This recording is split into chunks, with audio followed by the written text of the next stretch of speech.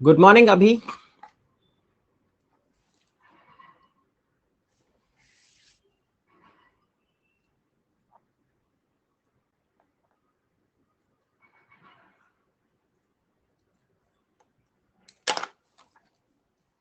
Hi Abhi, good morning. Am I audible? Am I audible अभी? Okay, let's start then. Hi Vikas, good morning. Okay, so हम start करते हैं chapter number 15 को। So basically मैंने क्या किया है, chapter number 15 what ever I taught before, ठीक है, वो चैप्टर नंबर 15 के सारे क्लास स्लाइड्स को मैंने कंपाइल कर दिया है। तो अगर आप मेरा लेक्चर देखने वाले हो, चैप्टर 15, लेट्स से आपने अभी एनरोल किया, जैसे अभी ने अभी एनरोल किया हुआ है, right? Devyani is also going to join, उसने अभी एनरोल किया है। तो अगर आपने अभी जस्ट एनरोल किया और आप मेरे लेक्चर्स अभी देखना स्टार्ट कर रहे हो, तो चैप्टर 15 के इस रिविजन लेक्चर के बाद आपको वो लेक्चर अटेंड करने में काफी इजी होगा। और लेट्स सपोज आप ऑलरेडी मेरे लेक्चर्स को देख चुके हो, ठीक है। सो इन दैट केस आज वाला जो लेक्चर होगा ये आपके लिए क्विक रिविजन होगा, आपका पूरा चैप्टर 15 ब्रश अप हो जाएगा। यहाँ पे कोशिश करूंगा कि इसको 1 आवर 30 मिनट्स के विद इन मैं इसको कंप्लीट कर लूं। 1 से 1.5 घंटे के अंदर अंदर ये पूरा आपका कंप्लीट हो जाना चाहिए। So let's get started with this note. और आपको कहीं पर भी बीच में कोई डाउट है, कुछ भी ऐसा पॉइंट हो, सो you can very well get in touch with me any point of time. आप बीच में यहाँ पे मेरे को रोक सकते हो। So let's start with this आज के लेक्चर के लिए। तो जब मैंने ये सेशन शुरू किया था, तो आप ये देखो, जैसे 3 जनवरी से स्लाइड्स मेरा स्टार्ट हो रहा है। सो 3 जनवरी को जब मैंने ये लेक्चर शुरू किया था, तो यहाँ पर मैंने ये मॉड्यूल है और ये सब मैंने बताया। सो बेसिकली सबसे पहले मैंने डिस्कस किया था कि जो सिक्योरिटीज लॉ है, ठीक है, ये सिक्योरिटीज लॉ का क्या मतलब है। आपका सब्जेक्ट है सिक्योरिटी लॉ, कैपिटल मार्केट। तो सबसे पहले सिक्योरिटी लॉ को हमने समझा था और हमने देखा था कि जो वर्ड है सिक्योरिटीज लॉ, इसको अगर डिराइव करना है तो इसके दो पार्ट्स है, one is security, another is law. जब हम बात करते हैं सिक्योरिटीज का, तो वहां पर सिक्योरिटी को डिफाइन किया गया है in this act called as securities contract regulation act 1956, जो कि आपके मॉड्यूल का चैप्टर नंबर 1 भी है। And if you see law, so law is basically you have the constitution of India which is the supreme law. और constitution of India के नीचे आपको यहाँ पर मिलेगा एक्ट, और एक्ट किसने बनाया है? पार्लियामेंट ने। फिर उसी एक्ट के अंदर आपको रूल्स मिलेंगे, आपको रेगुलेशंस मिलेंगे। रूल्स बनाया जाएगा मिनिस्ट्री के थ्रू और रेगुलेशंस बनाया जाएगा रेगुलेटर के थ्रू। फिर अगर आप यहाँ पे फर्दर देखो, तो एक्ट में तो बेसिकली आपको पार्लियामेंट ने एक्ट तो बना ही दिया, पास कर दिया। अब आपको कैसे पता चलेगा कि आपको रूल्स और रेगुलेशंस को रेफर करना है? तो एक्ट में जहां पर भी वर्ड प्रिस्क्राइब्ड मेंशन्ड होगा, वहां पर आपको रूल्स को रेफर करना है। और जहां भी वर्ड स्पेसिफाइड मेंशन होगा, वहां पर आपको रेगुलेशंस को फॉलो करना होगा, या basically you need to check the regulations there. फिर हमने देखा था there are 4 market regulations. So 4 market regulations मतलब, मैं वो ये वाला रेगुलेशंस का बात नहीं कर रहा, स्पेसिफाइड वाला, मतलब सिक्योरिटी मार्केट के आपके 4 लॉज आपको ब्रॉडली मिलेंगे। तो पहला लॉ है जिसको हम बोलते हैं कंपनीज एक्ट, जिसमें आप सिक्योरिटी को इशू करते हो। It also contains the provision for transfer of securities. Second जो हम यहाँ पर देखते हैं वो है हमारा SEBI act, which says that what is securities market, right? And next is for the investor protection, so the promotion of the securities market, for the growth of securities market, and next is for the investors protection. Then the third law which you have is securities contract regulation act, जो basically securities को define करता है और पूरे stock exchange के working को govern करता है। And then you have fourth is the depositories act. तो अभी हमने कल ही ये लेक्चर को फिनिश किया इस चैप्टर को, depositories act which is depositories act 1996। यहाँ पर सिक्योरिटीज को हम डीमैट या इलेक्ट्रॉनिक फॉर्म में रखते हैं। सो अभी तक हमने सिक्योरिटीज लॉ के अंदर ये 4 में से, ये तो आप कंपनी लॉ में पढ़ोगे, बट सिक्योरिटी लॉ में ये 3 चैप्टर्स को हमने कंप्लीट कर दिया, apart from chapter number 15 and chapter number 16। अब आप आगे अगर देखो, तो आपको ये मॉड्यूल के अंदर सेम चीज आपको लीगल फ्रेमवर्क के मॉड्यूल के अंदर भी देखने को मिलेगा। फिर हमने यहाँ पे देखा था कि फाइनेंशियल मार्केट क्या होता है। So financial market is basically a place जहां पर इन्वेस्टर्स और बिजनेस मिलते हैं। इन्वेस्टर्स के पास पैसा है और उनके पास बिजनेस अपॉर्चुनिटी है। जिनके पास पैसा है वो ढूंढ रहे हैं इन्वेस्टमेंट अपॉर्चुनिटी, और जिनके पास इन्वेस्टमेंट अपॉर्चुनिटी है वो ढूंढ रहे हैं money. So one there have and need, जो नीड है वो दोनों यहाँ पर मीट करता है, और इसके लिए ये लोग फाइनेंशियल मार्केट में आके फंड रेजिंग करते हैं। अब फंड रेजिंग आप लॉन्ग टर्म के लिए कर सकते हो, आप शॉर्ट टर्म के लिए कर सकते हो। If you do fund raising for short term, that's basically money market. And इसमें जो मेन रेगुलेटर आपका होगा that is going to be the Reserve Bank of India. और अगर आप शॉर्ट टर्म लॉन्ग टर्म के लिए देखो तो ये मोर देन 1 ईयर होता है, और यहाँ पर आपको capital market regulator that is आपको सेबी मिलेगा, और कई जगह आपको यहाँ पर रिजर्व बैंक ऑफ इंडिया भी देखने को मिलता है। फिर हमने देखा था कि जो कैपिटल मार्केट है, कैपिटल मार्केट के दो पार्ट्स है, one is the other forms of the lending and borrowing, और next is your securities market. फिर सिक्योरिटी मार्केट फर्दर दो पार्ट्स में डिवाइडेड था, one is primary and another is the secondary market. अब आप ये देखो सिक्योरिटी मार्केट के अंदर जैसे मैंने बताया primary and secondary market. So what's the difference between primary and secondary market? So primary market is the place where company and investors they meet. So company को अगर first time कोई shares को issue करना है या जब भी fresh issue करना है securities का, so they will come into the primary market और वहां पर वो अपने shares को offer करके जाएंगे। Secondary market is the place where two investors they meet. So हम जो stock exchange पे रोज shares को खरीदते हैं, so जैसे किसी कंपनी का IPO, Zomato का IPO आया, ठीक है, नाइका का IPO आया, तो वो प्राइमरी मार्केट में आते हैं। उसके बाद अब हम जब Zomato और इन सब बाकी कंपनीज के शेयर्स को परचेज करते हैं, तो ये हमारा हो गया सेकेंडरी मार्केट का पार्ट। अब चाहे वो प्राइमरी मार्केट हो चाहे सेकेंडरी मार्केट हो, हमें दो चीजों का अंडरस्टैंडिंग रखना होगा, one is instruments, another is the intermediaries, और यही ब्रॉडली आपके chapter number 15 and chapter number 16 बन जाते हैं, ठीक है। फिर हमने देखा था what is the concept of stock exchange. तो स्टॉक एक्सचेंज में क्या होता है, यू एंटर इनटू कॉन्ट्रैक्ट्स, ठीक है, सिंपल। जो आपने अपने CS EET में या ग्रेजुएशन के फर्स्ट ईयर में कहीं पर भी आपने पढ़ा, तो आपने कॉन्ट्रैक्ट के बारे में पढ़ा होगा। तो कॉन्ट्रैक्ट बेसिकली क्या होता है, a place where you buy and you sell the security. और बेसिकली जब आप बाय सेल करते हो तो यही आपका कॉन्ट्रैक्ट होता है स्टॉक एक्सचेंज में।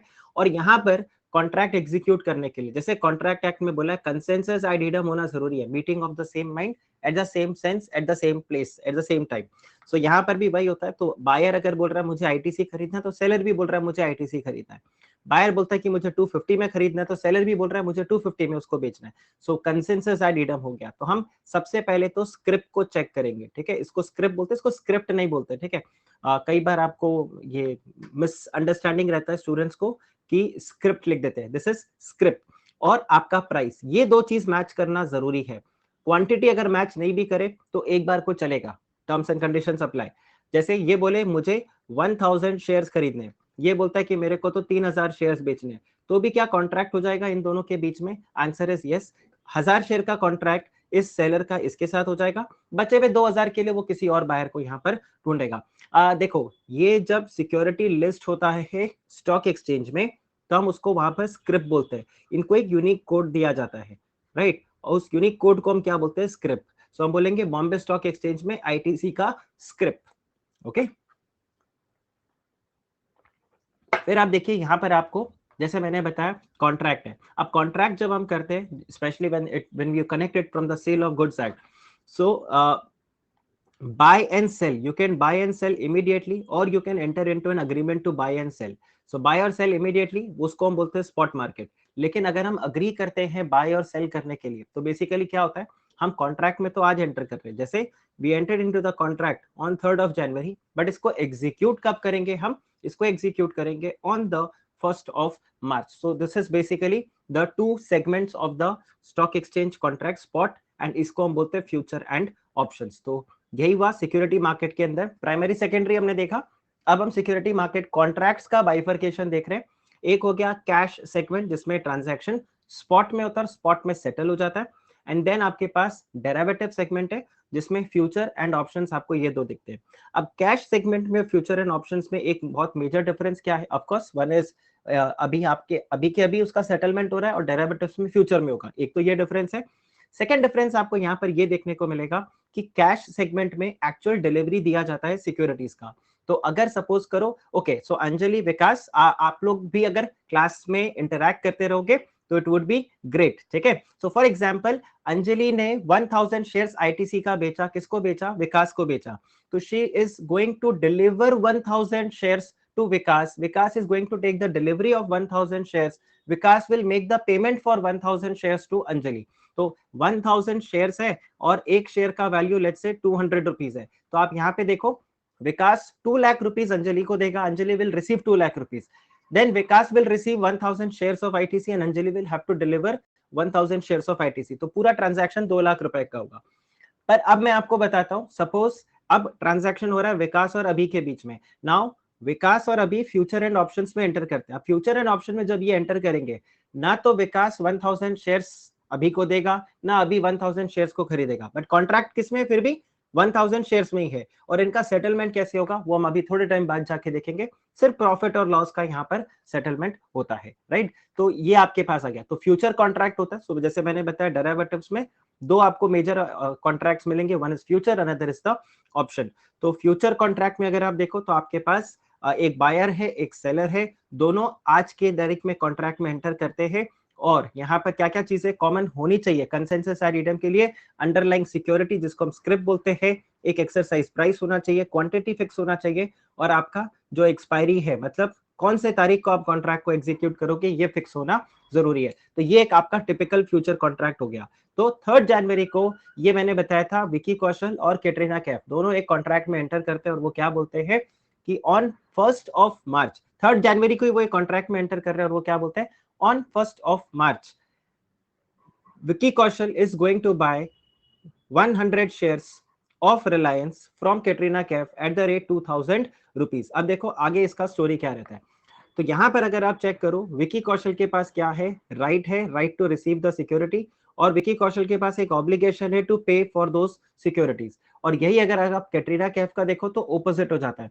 Katrina Kaif has the obligation to deliver the security and she has the right to receive the money. और ध्यान रखना, both of them are bound by the obligation. मतलब कल को अगर विकी कौशल मना कर दे, हाँ एब्सोल्युटली रिसीव द मनी, तो कल को अगर विकी कौशल मना कर दे कि मैं पेमेंट नहीं करूंगा, राइट, तो ये नहीं होगा, उसका ऑब्लिगेशन है। कल को कैटरीना कैफ मना कर दे कि no I am not going to deliver the security, तो वो भी आपका वैलिड नहीं होगा। Both of them yes, they both can enforce the contract against each other, right? So both of them are bound by the obligation. अब ये point पे आप ध्यान रखना, फ्यूचर कॉन्ट्रैक्ट का ये एक फीचर है, और यही जब आप ऑप्शन कॉन्ट्रैक्ट में जाओगे तो ये फीचर आपका बाहर निकल जाएगा। अब देखिए 1st ऑफ मार्च को सपोज करो, देखो इनका कॉन्ट्रैक्ट कितने में था, इनका कॉन्ट्रैक्ट था 2000 रुपीज का, ठीक है। अब आप देखो 1st मार्च को क्या होता है, 1st मार्च को सपोज करो जो करंट मार्केट प्राइस है रिलायंस का वो हो गया 2500 रुपीज। अब इस केस में किसको फायदा हो रहा है? विकी कौशल को फायदा हो रहा है, क्योंकि विकी कौशल ने कैटरीना कैफ से ऑलरेडी कॉन्ट्रैक्ट कर लिया था कि मैं तो आपसे 2000 रुपए में शेयर्स को खरीदूंगा। अब आज अगर वो ये कॉन्ट्रैक्ट नहीं करता तो मार्केट से वो क्या करता, 2500 रुपए में ये शेयर खरीदता। लेकिन क्योंकि कैटरीना कैफ के साथ उसका ऑलरेडी 2000 रुपीज में कॉन्ट्रैक्ट हो चुका है, Vicky Kaushal is making a profit of 500 rupees per share.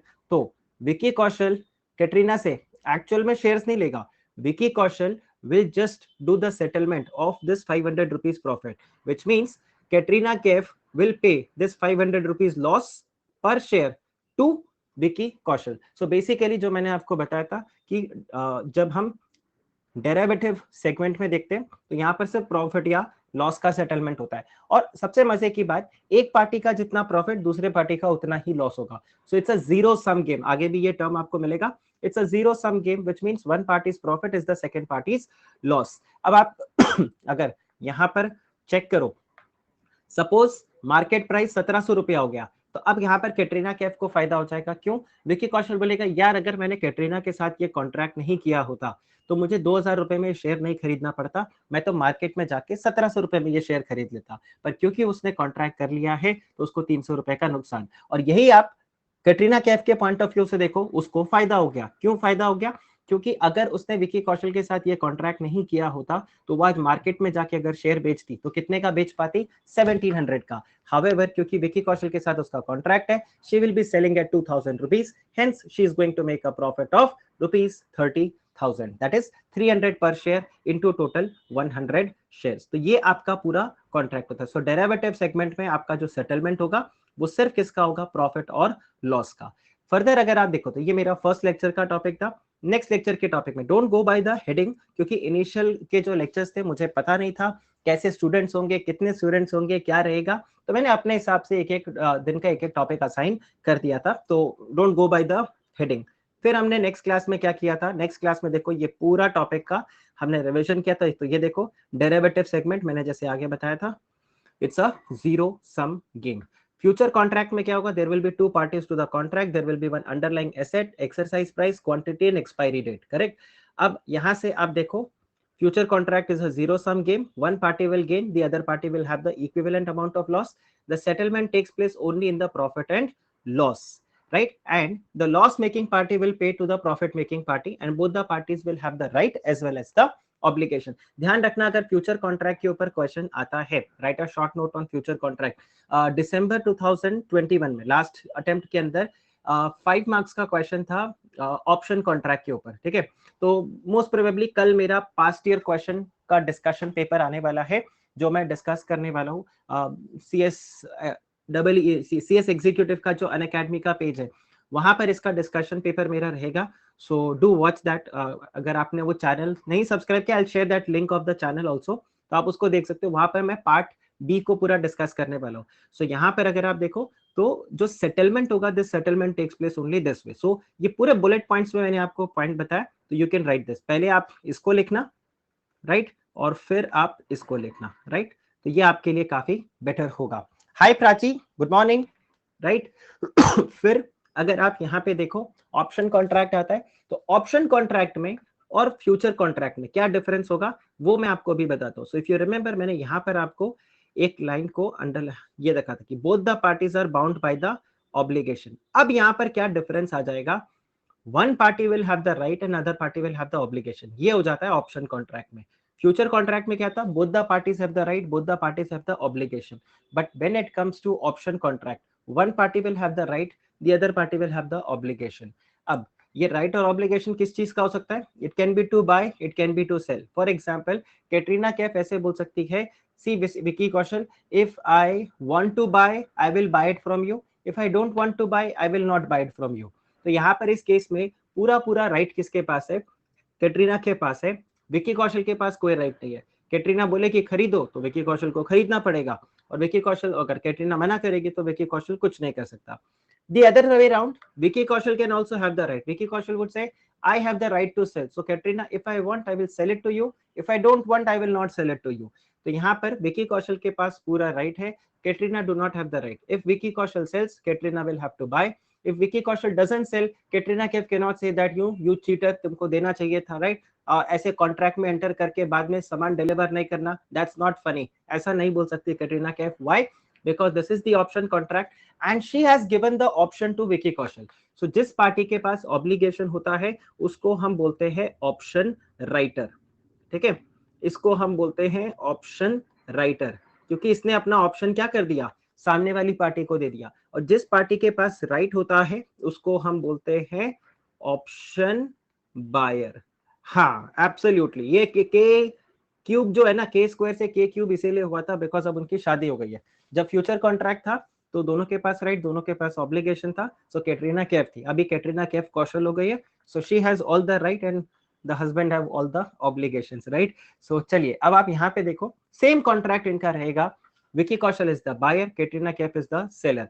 बस यहाँ पर डिफरेंस क्या है, Vicky Kaushal has the obligation and Katrina Kaif she has the right. That's why she is the option buyer and Vicky Kaushal is the option seller, or you can say option writer. अब क्या होगा, market price देखो, contract इनका 2000 रुपए का था. तो अब कैटरीना कैफ कॉन्ट्रैक्ट को कब एक्सरसाइज करेगी, जब कैटरीना के लिए वो प्रॉफिटेबल होगा. अगर कैटरीना के लिए वो प्रॉफिटेबल नहीं है, she will not exercise the option. जैसे मार्केट प्राइस 2500 हो गया, तो यहाँ पर कैटरीना कैफ क्या बोलेगी, see I am the seller, okay, I am the seller. So why should I sell it to you for 2000 rupees when I know in market I can sell it for 2500? तो basically यहाँ पर कैटरीना कैफ बोलेगी not interested, I am not going to exercise the option.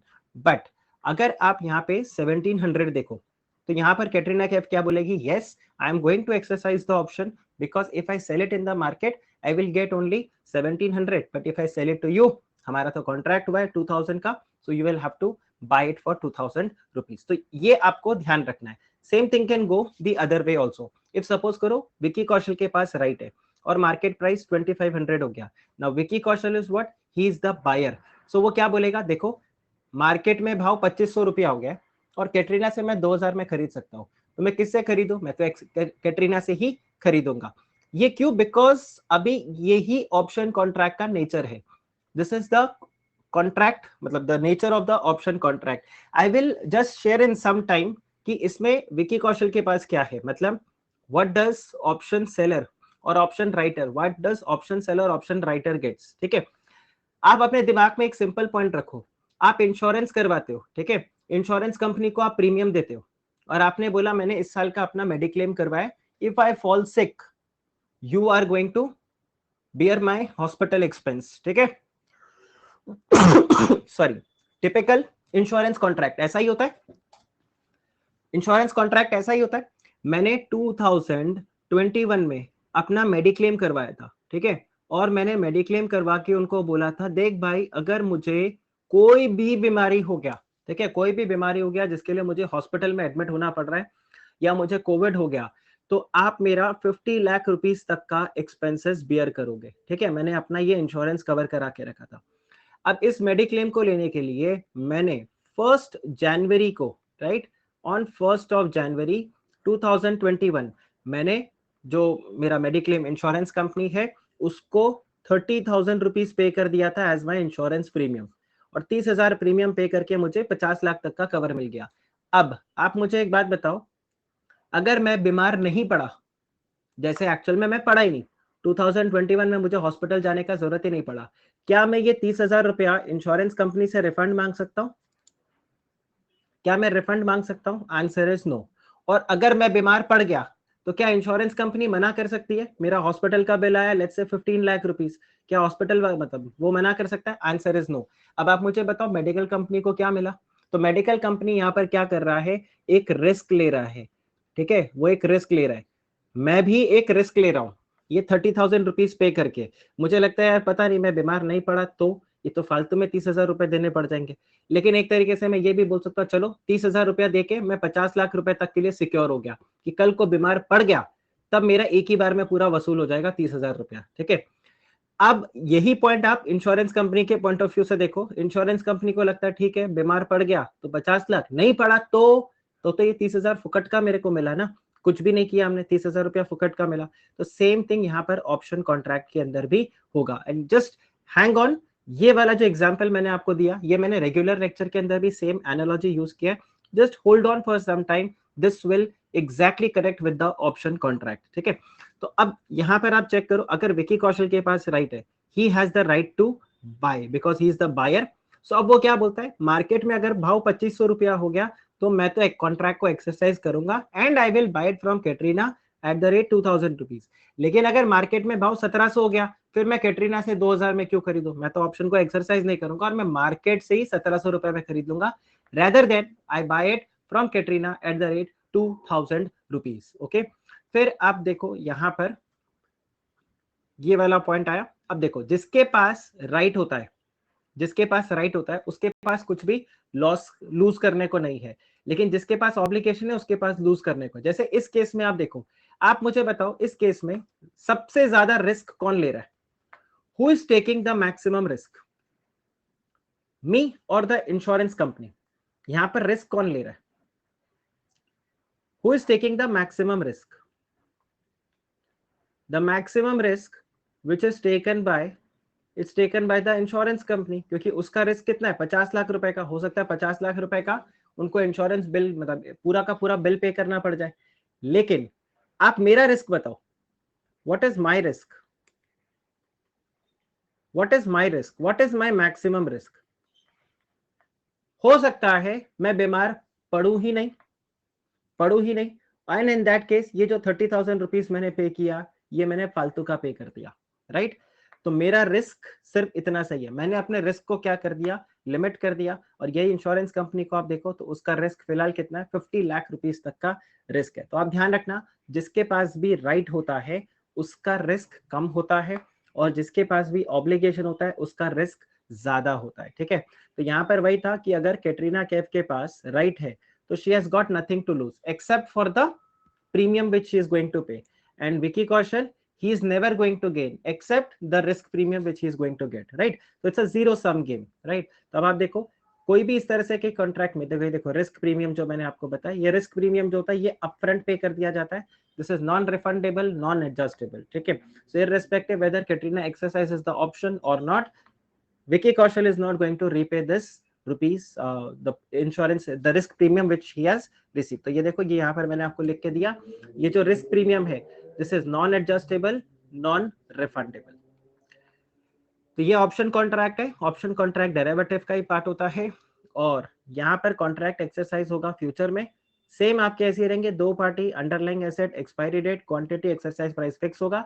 बस ये यहाँ पर क्या हो जाएगा, different, that one party will have the right and the other party will have only the obligation, and the party who have the right is called as the option buyer and the party who has the obligation is called as the option seller। तो आप देखो ये पूरा bullet point में मैंने आपको बना के दिया है नोट्स में, तो आपको कोई डिफिकल्टी नहीं होगा इसको समझने के लिए। फिर आप देखिए, जो ऑप्शन बायर है वो ऑप्शन प्रीमियम पे करता है किसको, ऑप्शन सेलर को, and this is the reward for the option seller who is taking all the risk, and maximum loss of option buyer is what, जितना उसने ऑप्शन प्रीमियम पे किया है।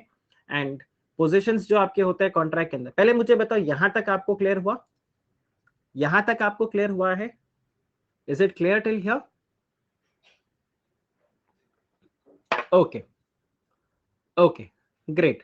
अब आप देखो यहां पर कैसे वर्कआउट होता है।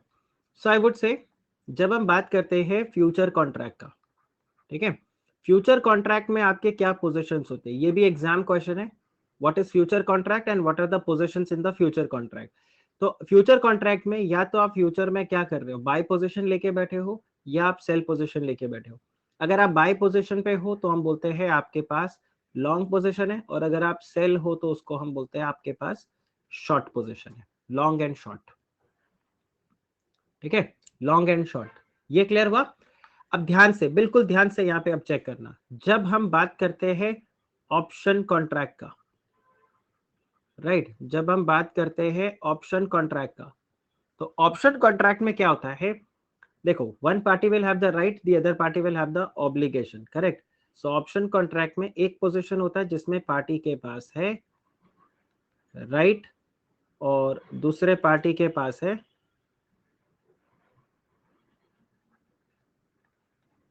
ऑब्लिगेशन, ठीक है।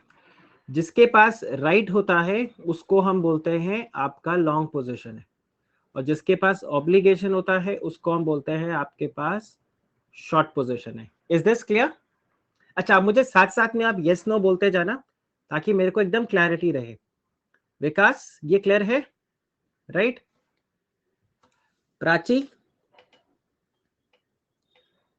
अंजलि, आप हो क्लास में? जस्ट पिंग, यहां तक क्लियर है आपको? अब देखो यहां पर अगर हम बात करते हैं, राइट किस चीज का हो सकता है, right can be to buy or the right can be to sell. Similarly the obligation can be, देखो अगर बाय है तो ऑब्लिगेशन किसका होगा, या ऐसे देख लो, if the obligation is to sell, if the right is to sell, the obligation will be to buy, and if the right is to buy, the obligation would be to sell। अब right to buy को हम बोलते हैं मतलब call, तो ये कौन सा पोजीशन हो गया, इसको हम बोलेंगे you have long call। अगर लॉन्ग कॉल है तो आपके पास यहां पर क्या हो जाएगा, शॉर्ट कॉल। लॉन्ग कॉल के ऑपोजिट में कौन हो जाएगा, short call. Does this make sense? Long call के ऑपोजिट में कौन होगा, short call. Does this make sense? आपको किसके पोजीशन देखना है, लॉन्ग पोजीशन। लॉन्ग पोजीशन मतलब right, correct, right to buy, right to buy is long call. Is this clear? अगर लॉन्ग कॉल तो उसके ऑपोजिट में क्या हो जाएगा, short call, and short call will be what, obligation to sell. अब यही आप चेक करो, अगर मेरे पास है राइट टू सेल तो मैं इसको क्या बोलूंगा, पुट, करेक्ट। तो इसको मैं बोल दूंगा आई हैव लॉन्ग पुट। अब लॉन्ग पुट है तो इसके ऑपोजिट में क्या हो जाएगा, short put. Does this make sense? Does this make sense? देखो मैं इसको ड्रामेटाइज करके भी क्लास में पढ़ाया था।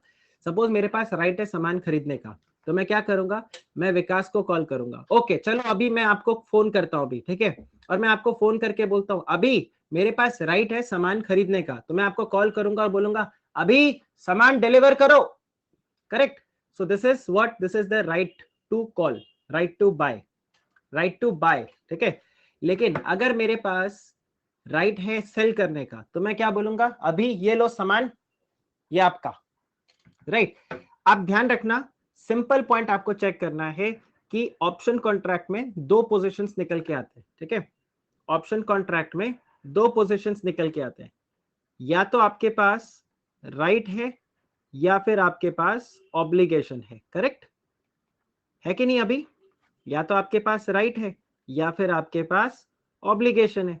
तो अगर आपके पास राइट है तो हम क्या बोलेंगे, आपका लॉन्ग पोजीशन है, और अगर आपके पास ऑब्लिगेशन है तो हम क्या बोलेंगे, आपके पास शॉर्ट पोजीशन है। Is this clear? Is this clear? But unlike future contract, आपका स्टोरी यहां पर खत्म नहीं होता, क्योंकि आपके पास जो राइट है वो राइट सामान खरीदने के लिए भी हो सकता है, सिक्योरिटी खरीदने के लिए भी हो सकता है, और आपके पास राइट हो सकता है सिक्योरिटी बेचने का भी, है कि नहीं? तो यहां पर you can have a long position to buy or you can have a long position to sell. So long position or the right to buy, this is called as long call, and this is called as long put. Make sense? Make sense? अब long call के opposite में कौन होगा? Long call के opposite में कौन होगा? Short call. और लॉन्ग पुट के ओपोजिट में कौन होगा? Short put. ठीक है, तो मैं यही बता रहा था, आपको किसको आइडेंटिफाई करना है? आपको आइडेंटिफाई करना है लॉन्ग कॉल। लॉन्ग कॉल का opposite short call. Now tell me what does long call means? What does long call means? Long means the right and call means to buy. So the right to buy is called as long call. और short call फिर क्या हो जाएगा? Short means obligation. Correct. अब ऐसा मत करना call मतलब बाय, अब आपका सीधा क्या हो जाएगा? Obligation to sell. Fantastic. Does this make sense? Does this make sense? Right. Similarly आपके पास दूसरा क्या होगा? दूसरा आपके पास होगा लॉन्ग पुट। दूसरा आपके पास होगा लॉन्ग पुट। लॉन्ग पुट क्या होगा? You will have right to sell, correct. और लॉन्ग पुट का ऑपोजिट क्या हो जाएगा? Short put.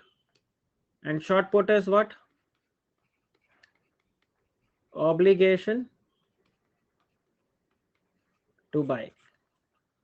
ओके, तो ये आपके पोजीशंस हो गए, long call, long put, short call, short put. Okay, तो ये पोजीशंस यहाँ पर मैंने पूरा डिस्कस कर दिया आपके साथ।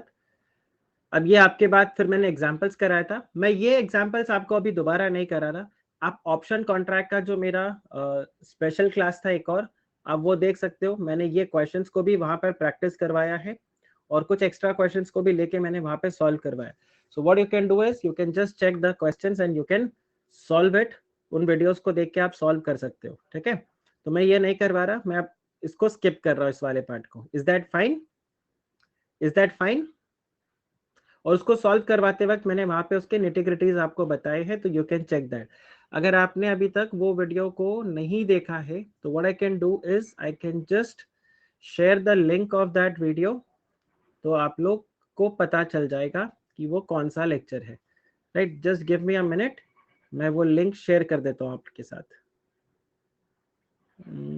This is the practical questions on the derivatives, ठीक है। मैं यहीं पर इसको शेयर कर रहा हूँ, तो आपको कोई दिक्कत नहीं आएगा। So you can check this, okay. इसको आप चेक कर लेना, ये वाले लिंक को। इसमें मैंने पूरा डिस्कस किया है practical questions option and derivatives का, और उसमें एक बार ऑप्शन कॉन्ट्रैक्ट को स्टार्ट में समझाया भी है। तकरीबन 1 घंटे का लेक्चर है ये पूरा, ठीक है। तो 1 घंटे के अंदर मैंने पहले ऑप्शन कॉन्ट्रैक्ट को क्विकली समझा भी दिया, फिर उसके प्रैक्टिकल क्वेश्चंस भी मैंने कवर करवाए। तो ये आपके पास आ गया, और उसमें मैंने एग्जाम प्रेजेंटेशन भी दिया कि आप कैसे उसको प्रेजेंट करोगे। तो ये सारे पार्ट्स मैंने एग्जाम के वहां कवर करवाए। सो मैं इस पार्ट को स्किप कर रहा हूँ। अच्छा, ये एक और पॉइंट देख लेना, in the money, out of the money, at the money. So in the money क्या होता है, अगर ऑप्शन को आप एक्सरसाइज करते हो तो हम बोलेंगे in the money, option exercise नहीं करोगे तो आप बोलोगे आउट ऑफ मनी, और अगर आप ब्रेक इवन पॉइंट पे हो तो बेसिकली एट द मनी। मतलब 2000 में आपने कॉन्ट्रैक्ट किया, मार्केट प्राइस भी 2000 है, अब कॉन्ट्रैक्ट को एक्सरसाइज करो या ना करो कोई फर्क नहीं पड़ता, तो हम क्या बोलेंगे एट द मनी। ठीक है, ये देख लेना। फिर ये मैंने मॉड्यूल से पूरा कवर करवाया था। फिर हमने ये भी देखा था कि करेंसी डेरिवेटिव्स होता है। तो अब करेंसी डेरिवेटिव्स बेसिकली क्या होता है, इसका सिंपल एग्जांपल है, सपोज करो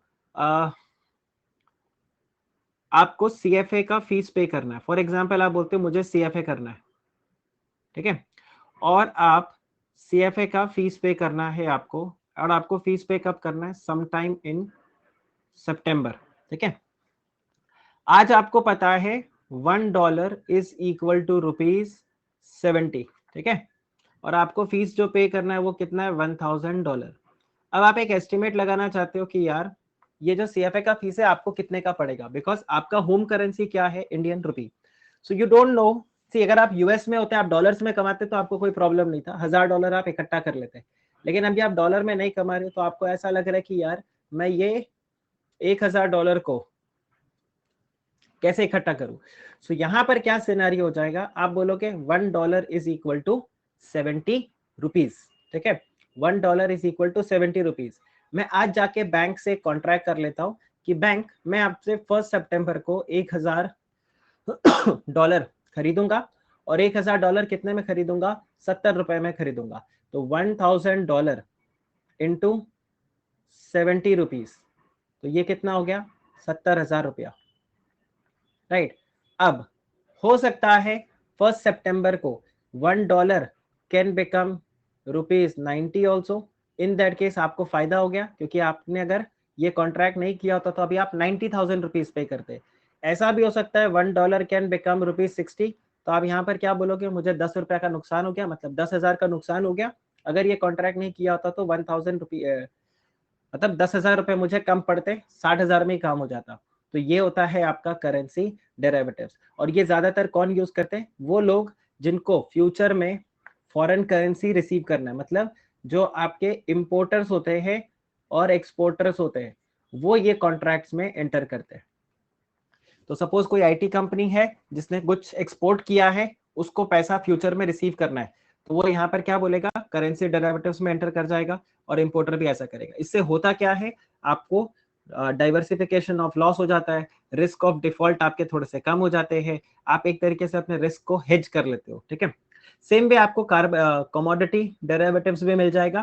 तो इसमें मैंने एक होटल का एग्जांपल दिया था, आप ऑप्शन कॉन्ट्रैक्ट में एंटर करते हो, और ऑप्शन कॉन्ट्रैक्ट में एंटर करके आप लोगों ने कॉस्टिंग पढ़ा है ना, आप लोगों ने कॉस्टिंग पढ़ा है, वहां पर एक टर्म आपने सुना होगा, हाँ, तो वहां पर आपने एक टर्म सुना होगा, कॉस्ट शीट। ये सुना है आपने, अभी बोलते हैं यस, विकास आपने, हाँ, तो कॉस्ट शीट में आप क्या करते हो, आप बोलते हो डायरेक्ट मटेरियल, डायरेक्ट लेबर, और ये बन जाता है आपका प्राइम कॉस्ट। फिर मैं इसमें बोलता हूँ मैंने ओवरहेड्स डाल दिया, अब सारे ओवरहेड्स मिला के मैं यहाँ पे आपको सीधा बोलता हूँ this is my cost of goods sold. फिर मैं इसमें सेलिंग एक्सपेंसेस डालता हूँ, और मैं बोलता हूँ ये मेरा कॉस्ट ऑफ सेल्स। इसमें मैं प्रॉफिट ऐड कर देता हूँ, और ये मेरा बन जाता है सेलिंग प्राइस। हर कोई इसी तरह से काम करता होगा ना, हर कोई इसी तरह से काम करता होगा कि अपनी कॉस्टिंग लगाता होगा, और कॉस्टिंग लगा के फिर सेलिंग प्राइस ऐड करता होगा। अब मैं आपको यहाँ पे बोलता हूँ, सपोज एक इंसान है जो डोसा बना के बेचता है, ठीक है, साउथ इंडियन डोसा बना के बेचता है। अब डोसे में उसको मेजरली 3 चीजें लगती है, ठीक है, जब वो डोसा सेल करता है उसको ब्रॉडली 3 चीजें लगती है। एक उसको यूज होता है पटेटो, ठीक है, एक उसको यूज होता है अनियन, ओके, और तीसरा उसको यूज होता है कोकोनट। ठीक है, अब ये तीनों उसके क्या हो गए, डायरेक्ट मटेरियल हो गए। ठीक है, तो वो बोल सकता है एक डोसा बनाने में इतना आलू लगा, इतना अनियन लगा, और इतने का कोकोनट चटनी मैंने दिया। अब वो बोलता है देखो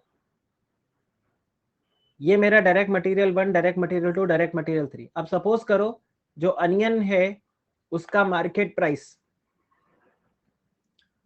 किसी भी वजह से आपको पता है अनियन का जो प्राइस होता है वो क्या होता है, कभी नीचे आ जाता है और कभी एकदम से ऐसे ऊपर हिट कर जाता है कि नहीं। कई बार आप देखते हो आज तो प्याज जिसके पास है वो रईस आदमी हो गया, करेक्ट। तो आज मेरे पास दौलत है, शौहरत है, तुम्हारे पास क्या है, बोलते हैं मेरे पास तो प्याज है, राइट। तो ऐसा भी हो जाता है। अब मुझे बताओ जब ये प्याज का प्राइस बढ़ेगा, डोंट यू थिंक इसका ये पूरा कॉस्ट शीट हिलेगा, इसका पूरा कॉस्ट शीट हिल जाएगा, राइट। अब उसके पास दो ही ऑप्शन होगा, क्योंकि देखो कॉस्ट ऑफ सेल्स अगर बढ़ रहा है तो उसके पास दो ही ऑप्शन है, या तो प्रॉफिट को कम करके, ठीक है, या तो प्रॉफिट को कम करके सेलिंग प्राइस को सेम रखो, या फिर दूसरा ऑप्शन है कि वो प्रॉफिट को सेम रखे और सेलिंग प्राइस को बढ़ा दे, हाँ या ना, अगर कॉस्ट ऑफ सेल्स बढ़ गया तो। पर क्या आप मुझे बताओ मेन्यू कार्ड को इस तरह से रिप्लेस करना इजी है? सी कई जगह आपने ऐसा देखा होगा, ये मेन्यू कार्ड है, यहाँ पर आपको वो प्रोडक्ट लिख दिया और प्रोडक्ट लिख के यहाँ पर वो प्राइस लिख देते हैं, ठीक है। अब फिर कई बार आपने देखा इसके ऊपर स्टिकर लगा देते हैं या मार्कर से इसमें प्राइस चेंज कर देते हैं, मतलब कुछ अगर ऐसा 70 रुपीज था तो उसको ऐसे कर देते हैं, इस तरीके से 70 को 90 कर देते हैं, ऐसा देखा आपने? हाँ करेक्ट, इस तरह से वो कर देते हैं। पर आप मुझे बताओ जो बड़े होटल से क्या वो ऐसा कर सकते हैं? Answer is no. इमेजिन करो आप ताज में खाना खाने गए हो और आपने पिछली बार ऑनियन उत्तपा 350 रुपीज में खाया था, अब वो आपको बोलते हैं ऑनियन उत्तपा 500 रुपीज, इसके ऊपर स्टिकर लगा दिया। आपने बोला ऐसा क्यों? बोला कांदे का भाव बढ़ गया। मतलब आप क्या बोलोगे, भाई तुम लोग 5 स्टार हो यार, राइट। और आप उसको बोलते हो ऐसा थोड़ी ना होता है, वो बोलता है साहब मेरा कॉस्ट शीट बिगड़ गया, राइट। ऐसा नहीं होता। तो ये लोग क्या करते हैं, ये लोग फ्यूचर कॉन्ट्रैक्ट में एंटर कर जाते हैं, कमोडिटी फ्यूचर कॉन्ट्रैक्ट में। तो यहाँ पर सपोज करो जो अनियन बेचने वाला वेंडर है या फार्मर है जो अनियन को प्रोड्यूस कर रहा है, जो पोटैटो बनाने वाला है, जो कोकोनट वाला है, इन सब के साथ ये फ्यूचर कॉन्ट्रैक्ट में एंटर करते हैं और वो बोलते हैं देखो अगले 1 साल तक आप मुझे अनियन 40 रुपीज पर केजी में दोगे। अभी मार्केट भाव चल रहा है 30 रुपया, मैं आपको मार्केट से 10 रुपया एक्स्ट्रा दे रहा हूँ, लेकिन ध्यान रखना अगर कल को कांदा 100 रुपया चला गया तो भी आप मेरे को कितने में दोगे? आप 40 रुपीज में ही मेरे को दोगे। इससे क्या फायदा हो गया, रेस्टोरेंट वाले ने अपना कॉस्ट शीट यहाँ पर फिक्स कर लिया। Is this clear? अब कोई फर्क नहीं पड़ता मार्केट में कांदे का भाव 20 रुपया जाए, कांदे का भाव 10 रुपया हो जाए, कांदा 1 रुपया किलो बिके, कांदा 100 रुपया किलो बिके। क्यों? क्योंकि इसने अपना जो सेलिंग प्राइस यहाँ पे फिक्स किया है वो किसके हिसाब से फिक्स किया है? 40 रुपीज पर केजी के हिसाब से। So basically the person is recovering 40 rupees per KG from the customer. अब उसको कोई फर्क नहीं पड़ता मार्केट में कुछ भी प्राइस हो। तो ये हो जाता है आपका क्या, commodity derivatives. Make sense? Does this make sense? और इन सब का रेफरेंस आपको मॉड्यूल के अंदर भी यहाँ पर दिया हुआ है, राइट। ये देखो ये मैंने सारे एग्जांपल्स वहां पर दिए, तो आपको यहाँ पर मिल भी जाएगा ये वाला। ये देखो ऑनियन डोसा, ये मॉड्यूल के अंदर सेम पॉइंट आपको दिया है। फिर फ्यूचर कॉन्ट्रैक्ट है, करेंसी फ्यूचर्स है, सेम जैसे आपके पास करेंसी डेरिवेटिव्स होता है। फिर आप ये देखो कॉल ऑप्शन पुट ऑप्शन आ गया। Then you have this point in your material जिसमें आपको American option and European option मिलेगा। अब American option European option exam point of view से इंपॉर्टेंट है, अगर आपके पास मॉड्यूल है तो आप इसको मार्क कर लो। सी अमेरिकन ऑप्शन यूरोपियन ऑप्शन में सिर्फ इतना डिफरेंस है कि अमेरिकन ऑप्शन में आप कभी भी एंटर कर सकते हो और उसको आप कभी भी कैंसिल कर सकते हो बिफोर द एक्सपायरी और ऑन और before the expiry. European option में ऐसा नहीं होता। यूरोपियन ऑप्शन में आप एंटर तो कभी भी कर लो लेकिन उसको एक्सपायरी कब करोगे या उसको सेटल कब करोगे, only on the expiry. So European option exercised only on the expiration date. American option can be exercised on or before the expiration date. Does this make sense? तो ये एक आपको क्वेश्चन मिलेगा, राइट। अच्छा by the way ये देखो मैंने ये बताया था कि फ्यूचर एंड ऑप्शन मार्केट के अंदर आपका कॉन्ट्रैक्ट कैंसिल होता है लास्ट थर्सडे, हर महीने के लास्ट थर्सडे को। तो अभी 27 तारीख को मार्केट कैंसिल हुआ था और उस दिन आप देखो मार्केट में थोड़ा सा रिकवरी भी हुआ था, करेक्ट। तो आप देखो उसके पहले 2 दिन 3 दिन मार्केट पूरा क्रैश होके रखा हुआ था, लेकिन 27 तारीख को मार्केट में थोड़ा सा रिकवरी हुआ था। क्यों? क्योंकि F&O का एक्सपायरी डेट था, तो last Thursday of the month. तो अब अगर आप आज कॉन्ट्रैक्ट में एंटर करोगे 1 मंथ कॉन्ट्रैक्ट, तो आप 27 नहीं, जो फरवरी का लास्ट थर्सडे होगा, फरवरी का लास्ट थर्सडे कौन सा है? फरवरी का लास्ट थर्सडे 24 तारीख, तो आप 24 फरवरी के एक्सपायरी के लिए एक कॉन्ट्रैक्ट में एंटर कर सकते हो या फिर आप मार्च के लिए एंटर कर सकते हो, या फिर आप अप्रैल के लिए एंटर कर सकते हो। तो एक महीना ऐसा नहीं है कि आज 30 तारीख को एंटर किया तो आज से 30 दिन, आज से एक महीना। 1 month means the last Thursday of that month, ठीक है, जो भी आपका फर्स्ट थर्सडे आएगा और जो नेक्स्ट मंथ का थर्सडे आएगा और जो उसके नेक्स्ट मंथ का थर्सडे आएगा, तो ये आपके पास यहाँ पर होता है। तो जैसे 5 जनवरी को आपने कॉन्ट्रैक्ट में अगर एंटर किया तो एक महीने के कॉन्ट्रैक्ट के लिए अगर आप एंटर करो तो वो 27 जनवरी को आप एंटर करोगे, और अगला 24 जनवरी का। Why Thursday? No, I haven't found the reason why it's specifically on Thursday. I have no idea. But good question. मैंने आज तक कभी दिमाग भी नहीं लगाया कि थर्सडे ही एक लास्ट एक्सपायरी क्यों होता है, ठीक है। जैसे आज तक कभी इस क्वेश्चन का आंसर नहीं किया मैंने, मतलब कभी सर्च करने का कोशिश नहीं किया दैट मन की बात हर महीने के लास्ट संडे को ही क्यों होता है, right? Why not first Sunday? So मैंने ये भी कभी दिमाग नहीं लगाया कि जो फ्यूचर एंड ऑप्शन है उसका एक्सपायरी लास्ट थर्सडे को ही क्यों होता है। But definitely let me search, right. मेरा पूरा सिक्योरिटीज लॉ का कोर्स हो गया पोस्ट ग्रेजुएशन, पर ये क्वेश्चन मेरे दिमाग में नहीं आया, बट गुड, चलो मैं इसका पता करके बताऊंगा। तो आप देखना जब भी ये लास्ट एक्सपायरी जब आता है तो उस दिन आप देखो मार्केट में काफी ज्यादा वॉलेटिलिटी आपको देखने को मिलता है। मार्केट गिरा हुआ है तो ऊपर उठ जाता है, ऊपर उठा हुआ है तो शायद थोड़ा सा आपको मार्केट डाउन दिखता है, तो ये वाला पार्ट आप करेगा। तो जैसे 5 जनवरी को अगर आप 1 मंथ के कॉन्ट्रैक्ट में एंटर करते तो वो 27 जनवरी को एक्सपायर होता। 2 मंथ के एफएनडो में एंटर कर रहे हो तो वो 24 फरवरी को सेटल होगा, और 3 महीने के कॉन्ट्रैक्ट में अगर एंटर कर रहे हो तो वो 31 मार्च को होगा। और आप 3 मंथ तक का ही मैक्सिमम कॉन्ट्रैक्ट में एंटर कर सकते हो, 4 month and above Indian markets में अवेलेबल नहीं है, ठीक है। फिर ये देखो अमेरिकन एंड यूरोपियन ऑप्शन मैंने आपको बताया, you can enter any time, you can exit any time, but European option you can enter at any time but exit will be only on the expiry, ठीक है। तो ये point आपका तो 2 महीने का है, तो आप पहले भी इसको एग्जिट करके निकल सकते हो। फिर ये loss making party, zero sum game, ये मैंने ऑलरेडी यहाँ पर आप लोगों को समझा दिया था।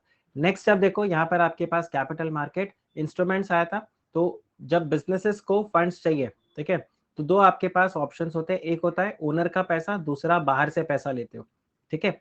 तो ये आपको यहाँ पर बाइफरकेशन मिलेगा। जब पैसा रेस करते हो तो आपको किसी ना किसी इंस्ट्रूमेंट के थ्रू रेस करना होता है। अब इंस्ट्रूमेंट क्या होता है? Instrument gives you some right, instrument also gives you the ownership. तो ओनर का पैसा, इंस्ट्रूमेंट, इक्विटी, बोरोइंग्स करते हो तो डेट फंड्स हो जाता है, फिर क्वासाई डेट भी आपको मिलता है।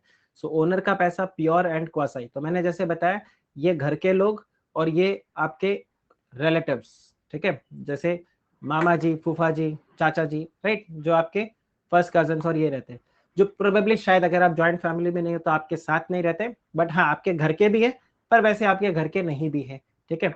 तो ये हो गए आपके प्योर, ये तो घर पे ही रहने वाले, ये रहेंगे बट थोड़े टाइम बाद चले जाएंगे। और फिर एक आते हैं आपके डेट, तो जैसे एक फंक्शन होता है फैमिली में, तो आपके घर के लोग होते हैं, फिर एक्सटेंडेड फैमिली होती है, और फिर आपके सोशल एक्वेंटेंस होते हैं। तो ये सबसे पहले भागते हैं डेट, शादी फंक्शन में इनको अच्छे से खिलाना पड़ता है, इसके बाद इनको अच्छे से खिलाना पड़ता है, और फिर लास्ट में आप अपना पेट भरते हो। तो same thing goes here when it comes to the instrument. अब जैसे बैलेंस शीट है, इसमें आपको sources and application of fund मिलेगा। सोर्सेज ऑफ फंड दो पार्ट्स में स्प्लिट होता है, owner and the debt funds. तो इक्विटी है, इक्विटी के बारे में यहाँ पे बताया है कि ऑर्डिनरी इक्विटी शेयर्स होते हैं, डिफरेंशियल वोटिंग राइट्स वाले शेयर्स होते हैं। प्रेफरेंस शेयर कैपिटल वो जिसके पास दो प्रेफरेंशियल राइट्स होते हैं, preferential rights over equity, and a company can not just have preference, it needs to have equity also, because preference is preference over equity. So without equity there can be no preference shares, right? फिर हमने यहाँ पे देखा था date, तो date में आप loans and borrowings है आपके, और आपके पास अलग अलग इंस्ट्रूमेंट्स है, डिबेंचर्स हो गया, बॉन्ड्स हो गया। अब डिबेंचर्स अगर आप देखो तो कंपनीज एक्ट के डेफिनेशन के हिसाब से bond is also an debenture. Otherwise अगर आप चेक करो तो जो डिबेंचर्स है, fully convertible debenture, partly convertible debenture, non convertible debenture, optionally fully convertible debenture, तो अलग अलग तरह के डिबेंचर्स आपको यहाँ पर देखने को मिलेंगे। तो ये आपका मॉड्यूल से इक्विटी, और ये सब इक्विटी शेयर्स को यहाँ पर आपको बताया कि इक्विटी शेयर्स के क्या राइट्स होते हैं। तो यहाँ पर आप देखो इक्विटी शेयर होल्डर के पास राइट होता है, right to vote, right to right issue जब आता है तब, right to appoint proxy, right to receive annual accounts of the company, right to receive the notice of the meeting of the members of the company. इसके अलावा right to EGM, correct, आप extra ordinary general meeting मंगा सकते हो, आप statutory registers को यहाँ पर चेक कर सकते हो, तो ये सारे आपके पास राइट्स होते हैं। फिर अगर आप यहाँ पे देखो तो मैंने एक क्वेश्चन बताया था जो एग्जाम पर्सपेक्टिव से काफी इंपॉर्टेंट है, that equity share capital with differential voting rights. तो ये बेसिकली वो शेयर्स होते हैं जो प्रमोटर्स इशू करते हैं, क्योंकि उनको वोटिंग राइट्स चाहिए, और एक जो रिटेल शेयर होल्डर है उसको क्या चाहिए, उसको सिर्फ अच्छा डिविडेंड चाहिए, उसको वोटिंग राइट से फर्क नहीं पड़ता।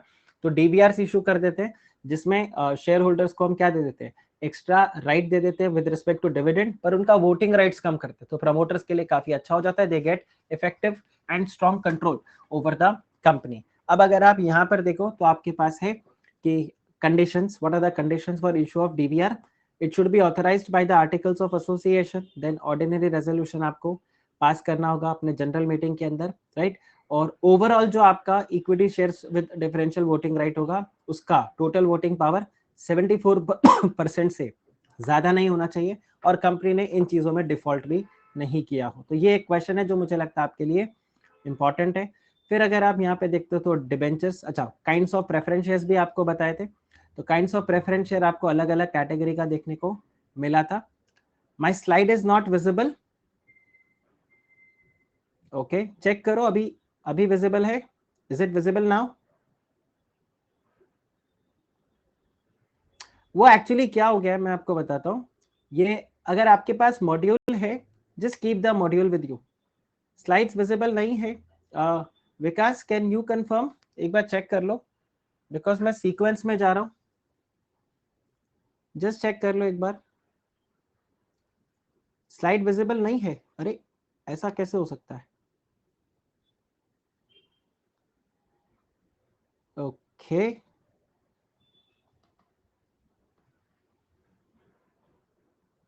ओ, just a minute, just a minute,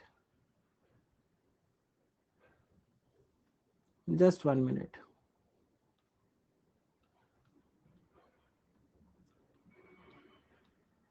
please check, अभी दिख रहा है आपको? Is it visible now? Is it visible now? क्या अभी विजिबल है? नो, चलो फिर मैं वापस से स्लाइड को अपलोड कर देता हूँ, no problem, just give me 1 minute, I will upload the slide again.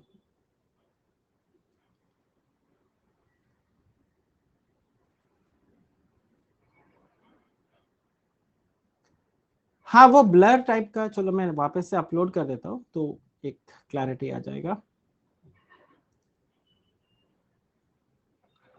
Just 1 minute.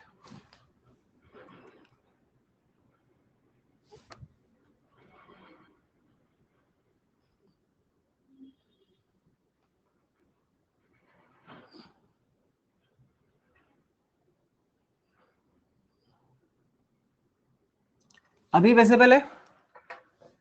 Is it visible now? Okay, okay, तो यहाँ पे आप देखो, यहाँ आपको अलग अलग टाइप के प्रेफरेंस शेयर्स दिए हैं, जैसे cumulative preference share, non cumulative preference share, right, convertible, non convertible, participating, non participating. तो मैं इसका आप लोगों को एक एक मीनिंग भी बता देता हूँ कि कौन से क्या प्रेफरेंस शेयर्स होते हैं, ठीक है। सो अब देखो, एक होता है क्यूमुलेटिव प्रेफरेंस शेयर्स, और एक होता है इसी का opposite, non cumulative preference shares. अब हमें पता है प्रेफरेंस शेयर होल्डर्स को हम एक फिक्स प्रेफरेंस डिविडेंड देते हैं, करेक्ट। अब सपोज करो विकास, आपके पास क्यूमुलेटिव प्रेफरेंस शेयर्स है, अभी आपके पास नॉन क्यूमुलेटिव प्रेफरेंस शेयर्स है, ठीक है। तो दोनों को मैंने फिक्स करके रखा है कि आपको 10 रुपए का डिविडेंड मैं पक्का दूंगा, लेकिन बस डिफरेंस क्या है कि अगर किसी साल मुझे प्रॉफिट नहीं हुआ तो अभी आपको कोई डिविडेंड नहीं मिलेगा, लेकिन विकास आपके लिए क्या हो जाएगा, आपका जो डिविडेंड है वो एक्यूमुलेट हो जाएगा। Suppose I could give only 8 rupees का डिविडेंड, यहाँ पर भी 8 रुपीज का डिविडेंड, आपका आगे हिसाब खत्म। विकास के लिए क्या हो जाएगा, 2 रुपए का डिविडेंड कैरी फॉरवर्ड होगा। अब अगले साल इनको कितना मैं डिविडेंड दूंगा, 10 तो इस साल का प्लस 2 पिछले साल का, क्योंकि इनका जो भी अरियर्स ऑफ डिविडेंड होगा वो एक्यूमुलेट होता जाएगा, if the arrears is due to the non payment insufficient profit. तो ये क्यूमुलेटिव नॉन क्यूमुलेटिव हो गया। फिर आपको मिलता है कन्वर्टेबल, एंड नॉन कन्वर्टेबल। तो ये तो आपको एकदम सिंपल पता है। कन्वर्टेबल प्रेफरेंस शेयर्स कौन सा, which will be converted into equity or any other security, and non convertible इसको हम बोलते हैं रिडीमेबल। तो आपका ये जो अमाउंट है, प्रिंसिपल अमाउंट जो है, ये कैश में रिडीम हो जाएगा, ठीक है। और तीसरा अगर आप यहाँ पे देखो तो आपके पास आता है पार्टिसिपेटिंग प्रेफरेंस शेयर्स, राइट। तीसरा जो आपको यहाँ पर दिखेगा, this is participating preference share. अब participating preference shares and non participating preference shares, इसमें क्या डिफरेंस है? पार्टिसिपेटिंग प्रेफरेंस शेयर्स बेसिकली इनको इनके फिक्स्ड डिविडेंड के अलावा, मतलब 10 रुपए का फिक्स्ड डिविडेंड के अलावा, they may also get some surplus profit. अगर बहुत ज्यादा प्रॉफिट हुआ तो उसका भी कुछ सरप्लस पोर्शन मिलेगा। नॉन पार्टिसिपेटिंग को सिर्फ 10 रुपया, इसके आगे इनको कोई सरप्लस प्रॉफिट में पार्टिसिपेशन नहीं मिलेगा। Does this make sense? Does this make sense बच्चा लोग? Does this make sense? अच्छा, अब आप मुझे एक बात बताओ, मैं क्या आपको कंटिन्यू रखूं, सेशन को कंटिन्यू रखूं? अभी तक हमने आधा पार्ट कर लिया है। Should I continue this? मैं सेशन को कंटिन्यू रखूं? मैंने 1 घंटे का सेशन शेड्यूल किया था। Should I continue? नहीं, अटेंड आप लोगों को करना है, तो मैं आप लोगों से पूछ रहा, since you are attending live, अगर मैं रिकॉर्ड कर रहा होता तो आई वुड हैव कंटिन्यूड, अगर मैं खुद से रिकॉर्ड कर रहा होता तो। Should I continue?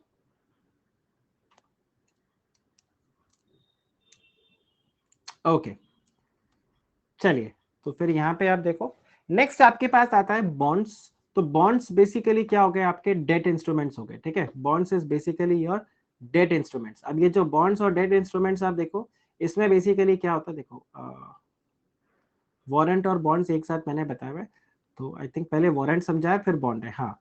तो वारंट, पहले वारंट समझा देता हूँ फिर मैं बॉन्ड्स पे आ जाता हूँ। अब वारंट बेसिकली क्या होता है? वारंट भी एक तरीके से आप ऑप्शन कॉन्ट्रैक्ट जैसा पार्ट देखो। कंपनी क्या कर रहा है? वारंट को इशू कर रहा है, ठीक है।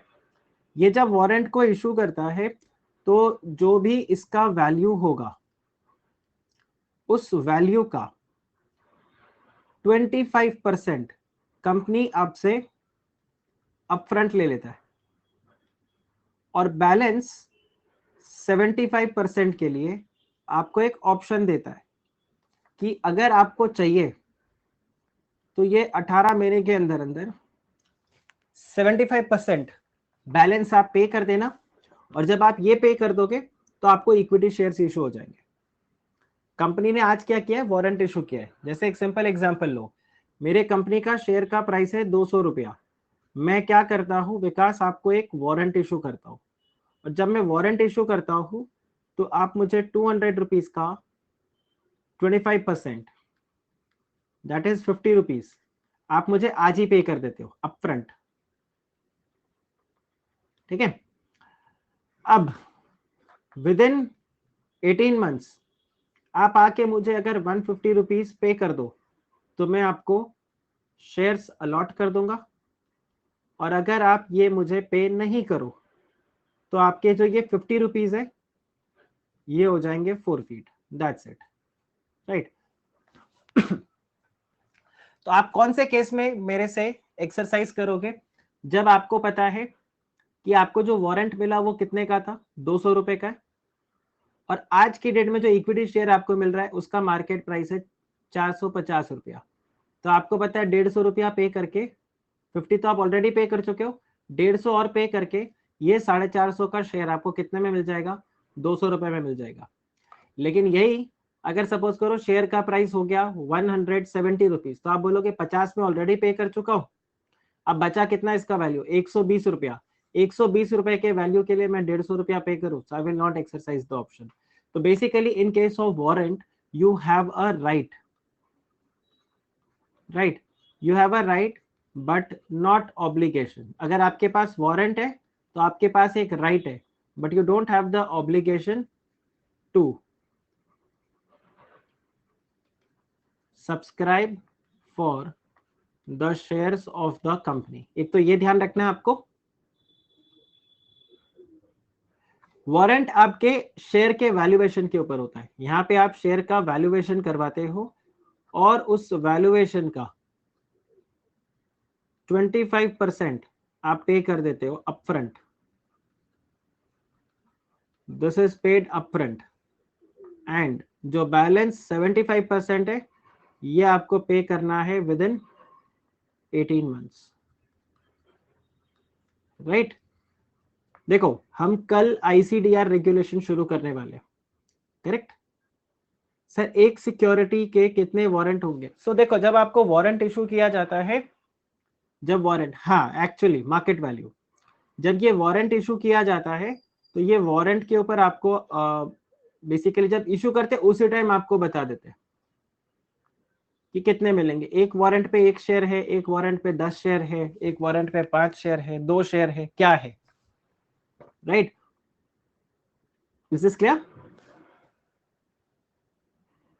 तो वो वारंट के अंदर आपको पता होगा, it's like a contract, okay. तो यहां पर यही पॉइंट आपको दिया है। नेक्स्ट आपके पास है bond. Bond is a debt security, जहां पर इशूअर बाउंड हो जाता है, जो भी इसको इशू करता है इज बाउंड टू पे a specific rate of interest, ठीक है, और रीपे कर देगा वो प्रिंसिपल टाइम। तो बेसिकली डेट के जो फीचर्स होते हैं वही रहता है। इसमें 2-3 पॉइंट्स आपको ध्यान रखने, एक तो ये जैसे कि जो इंटरेस्ट है ये आप फेस वैल्यू के परसेंटेज पे करते हो, उसको हम बोलते हैं कूपन पेमेंट, राइट। इसको कूपन पेमेंट हम यहाँ पर बोलते हैं। अब यहाँ पर आप देखो ये जो बॉन्ड्स हुआ फेस वैल्यू है 1000 रुपया, इशू कर सकते हो पार प्रीमियम या डिस्काउंट पे, लेकिन जो इंटरेस्ट है कूपन पेमेंट वो फेस वैल्यू पे ही होगा, ओके। फिर आप यहाँ पे देखो कूपन एंड यील्ड मैंने बताया, तो yield is basically your rate of return on the bond, effective rate of return, and coupon is your rate of interest, ठीक है। और एग्जाम्पल भी देके मैंने बताया था कि सपोज करो ये बॉन्ड मैंने 1200 रुपए का इशू किया जबकि फेस वैल्यू 1000 रुपया है, और मैंने बोला मैं 10% इंटरेस्ट दूंगा। तो आप देखो मेरा कूपन रेट कितना है 10%, लेकिन अगर आप मेरा यील्ड देखोगे तो मेरा यील्ड 8% ही है, क्योंकि ये 100 रुपया लेने के लिए मेरे को कितना रुपया जेब से देना पड़ रहा है, 1200 रुपया, ठीक है। हाँ अगर पार पे इशू किया then there is no problem. वही अगर डिस्काउंट पे इशू किया तो आप देखो आपने 900 रुपया दिया है और 900 पे आपको 1000 रुपया का इफेक्टिवली इंटरेस्ट मिल रहा है, और 100 रुपया का इंटरेस्ट मिल रहा है। 100 रुपया का इंटरेस्ट क्यों मिल रहा है? क्योंकि फेस वैल्यू 1000 रुपया है और उसके ऊपर आपको 10% इंटरेस्ट दिया जा रहा है। सो ये इफेक्टिवली आप ऐसे कैलकुलेट करते हो, राइट। फिर आप देखो टाइप्स ऑफ बॉन्ड, तो गवर्नमेंट बॉन्ड हो सकते हैं, कॉर्पोरेट बॉन्ड्स हो सकते हैं।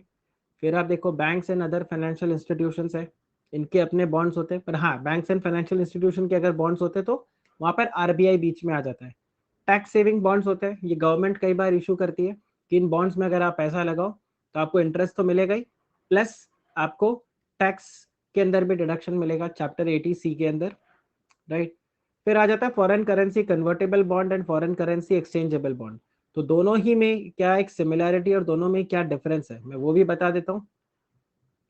आप ये देखो यहाँ पर क्या होगा, in both the cases, in both the cases चाहे वो फॉरेन करेंसी कन्वर्टेबल बॉन्ड हो या फॉरेन करेंसी एक्सचेंजेबल बॉन्ड हो, in both the cases company क्या करेगा, बॉन्ड को इशू करेगा, और ये बॉन्ड इशू किस में होगा, फॉरेन करेंसी में होगा, ठीक है।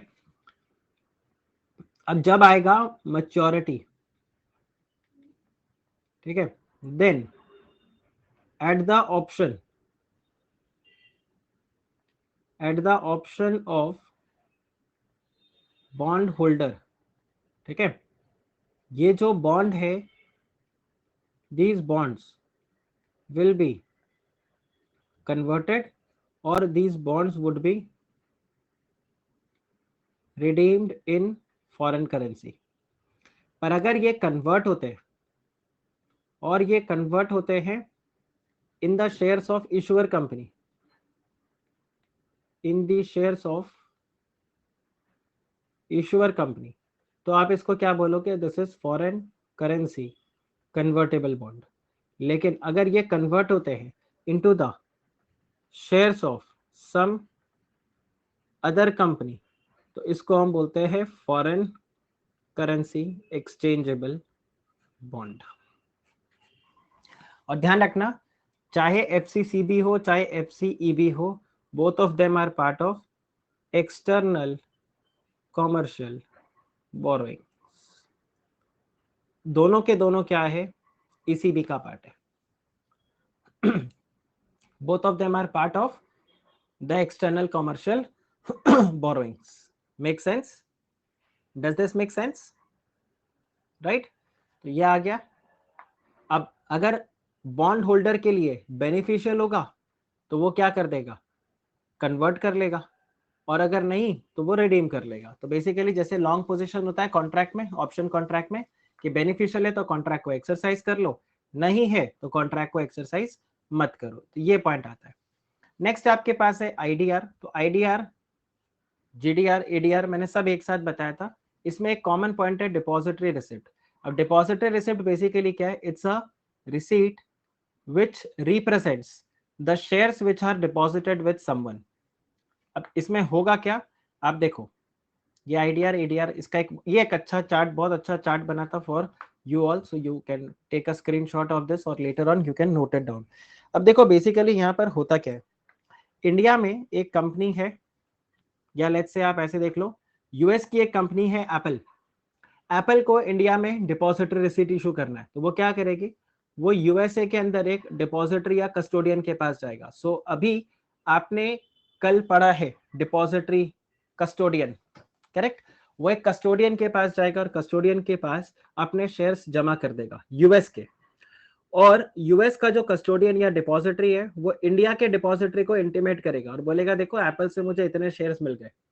उस शेयर्स के डिपॉजिट की वजह से, मतलब यहाँ पे यूएस डिपॉजिटरी के पास जो शेयर्स जमा है उसके इंटीमेशन के बेसिस पे फॉरेन डिपॉजिटरी को, फॉरेन बेसिकली जो इंडियन डिपॉजिटरी है वो यहाँ पर क्या कर देगा, इंडिया में आईडीआर इशू कर देगा इन्वेस्टर्स को, और जो पैसा आएगा वो चला जाएगा एप्पल के पास।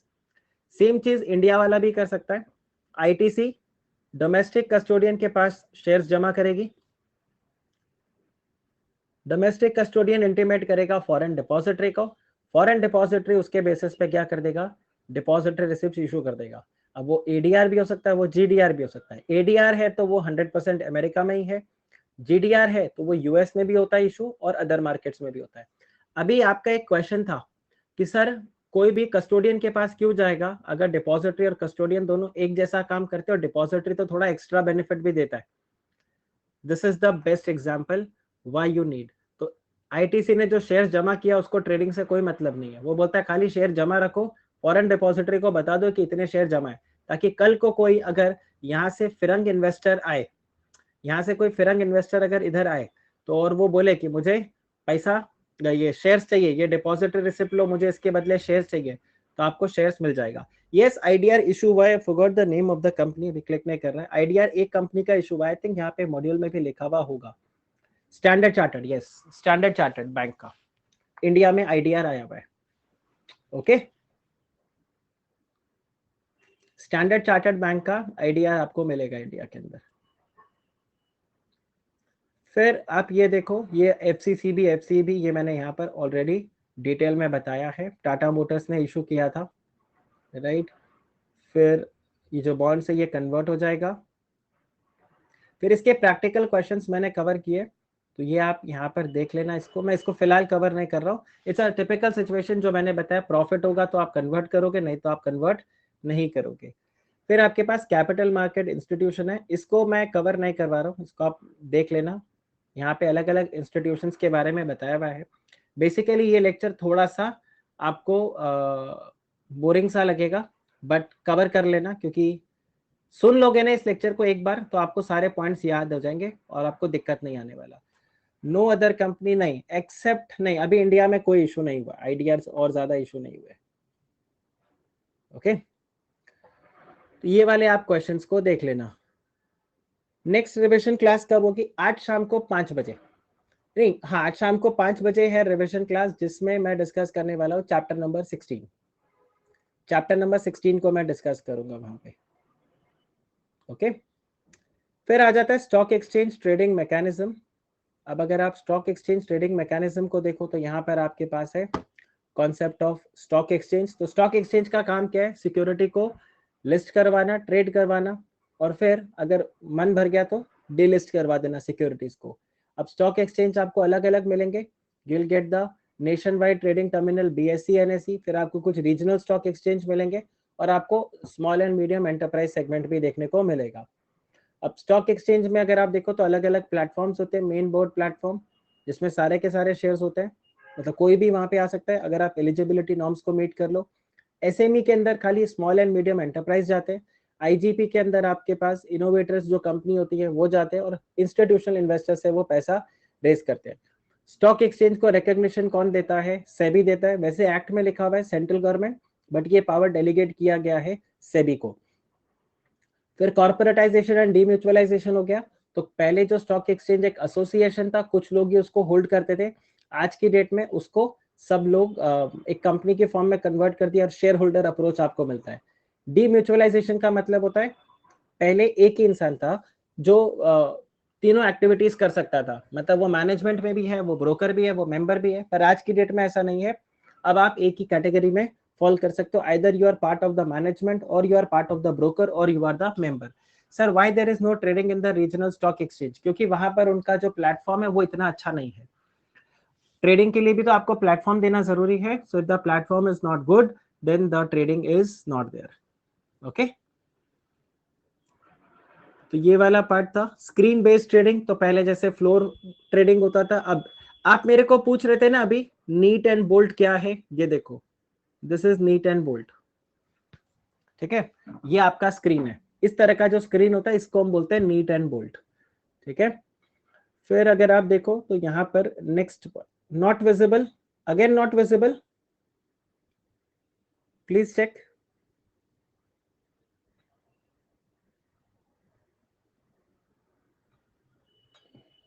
जूम करूं? ओके, पर जूम करने का इस पे जरूरत नहीं पड़ेगा, बिकॉज ये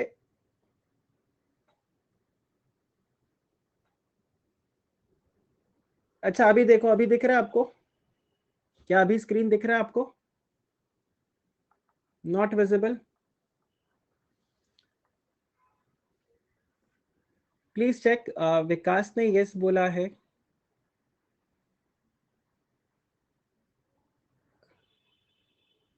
हाँ अभी दिख रहा है डिटर्मिनेशन ऑफ मार्केट ऑब्लिगेशन, क्या ये दिख रहा है आपको?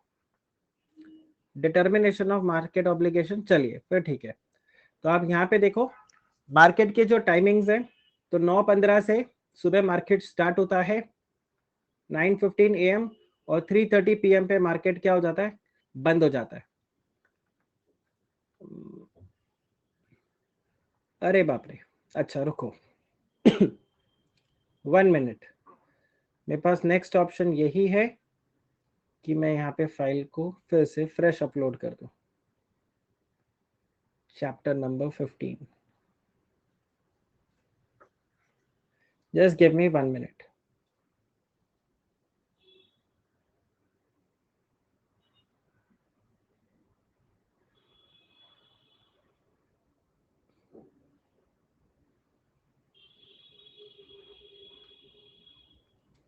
Just 1 minute.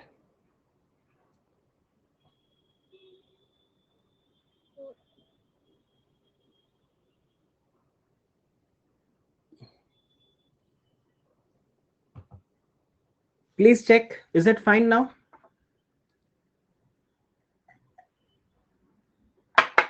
ओके, तो मार्केट का जो टाइमिंग है वो 9:15 AM पे मार्केट स्टार्ट होता है और 3:30 PM पे मार्केट बंद हो जाता है। अब अगर आप देखो तो आपके ऑब्लिगेशंस कब डिटरमाइन होते हैं? Neat and bolt. ओके, ये देखो ये रहा neat and bolt. This is neat and bolt. जो ये ब्लैक कलर का स्क्रीन दिख रहा है जिसमें रेड ब्लू आपको जो दिख रहा है, this is neat and bolt. इस तरह का स्क्रीन आपने कई बार देखा होगा, ऐसे ब्रोकर के ऑफिस में अगर आप जाओगे तो वहां आपको दिखेगा। यहाँ पर पहले मैनुअली हम बोली लगाते थे, बिड्स को एडजस्ट करते थे और आपस में कॉन्ट्रैक्ट होता था। अब स्क्रीन बेस्ड ट्रेडिंग में ऐसा कुछ नहीं होता, आपको नहीं पता कौन बायर है कौन सेलर है। कंप्यूटर है जो नीट एंड बोल्ट, वो क्या करेगा? ऑर्डर को मैच कर देगा, सिंपल। ओके, विकास बोलते हैं उन्होंने ये वाला देखा है, राइट। सो ये स्क्रीन आपको देखने को मिलेगा ब्रोकर के ऑफिस में।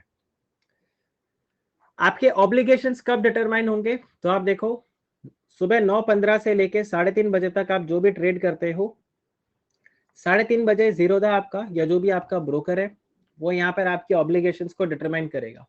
जैसे अगर आप चेक करो, आपने कुछ शेयर्स को खरीदा, कुछ शेयर्स को बेच दिया, तो आप यहाँ पे स्क्वायर अप भी कर सकते हो अपने पोजीशन को। जैसे अगर आप यहाँ देखो तो आपने क्या किया है, 3 ऑर्डर्स प्लेस किए पूरे दिन में, 9:15 से 3:30 बजे आपने 3 ऑर्डर प्लेस किए, 2 बार 1000 शेयर्स आपने खरीदा और 1 बार आपने 1000 शेयर बेच दिया। तो अब यहाँ पर क्या होगा, ये जो 1000 आपने खरीदा, 1000 शेयर आपने 300 रुपए का खरीदा, तो आप बोलोगे 30 लाख रुपया पे कर दो। फिर दूसरा ऑर्डर आपने 1000 शेयर खरीदा, आपने बोला 2000 रुपया, तो 20 लाख पे कर दो। और फिर आपने 1000 शेयर बेच दिया 2500 रुपए का, मतलब आपको रिसीव करना है 25 लाख रुपया। तो अब टेक्निकली यहाँ पर आपका क्या होगा, नेट ऑब्लिगेशन डिटरमाइन किया जाएगा। नेट ऑब्लिगेशन में क्या बोलेंगे, वो ऐसा बोलेगा, देखो आपने टोटल 2000 शेयर खरीदा था, अब 2000 शेयर्स में से, जैसे ये था, आपने 1000 शेयर खरीदा, 700 बेच दिया, तो यहाँ पर 2000 में से 1000 में से जो 700 शेयर को आपने खरीद के दोबारा से बेच दिया, इसको हम बोलते हैं इंट्राडे।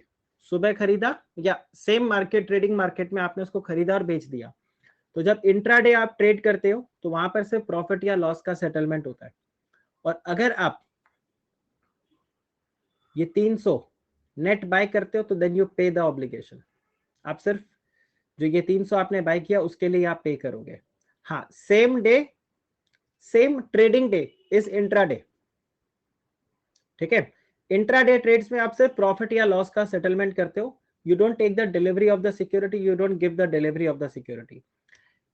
अगर आपका 3:30 बजे तक ऑर्डर बाय का है तो सेल का अगर ऑर्डर नहीं आता, तो वहां पर देखो मैंने बहुत सारा ऐसा एग्जांपल दिया है।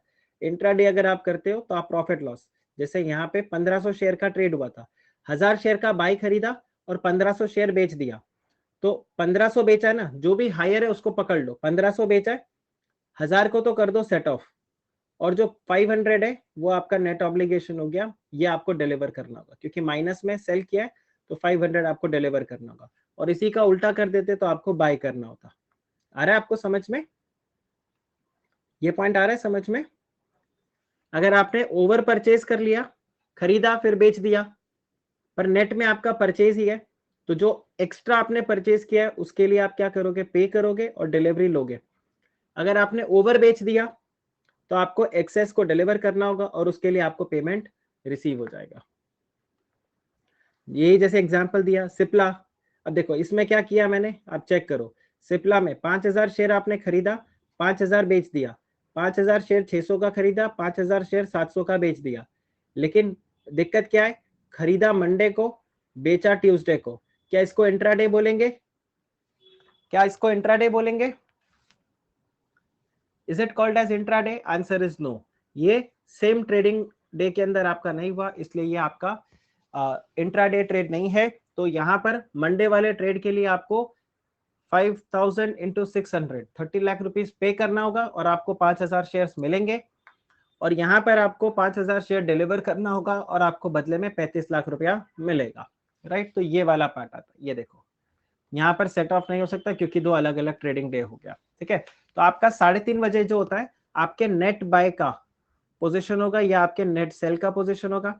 नेट बाय का पोजीशन है पे the money receive the share, net cell का पोजीशन है receive the money and deliver the securities. आया।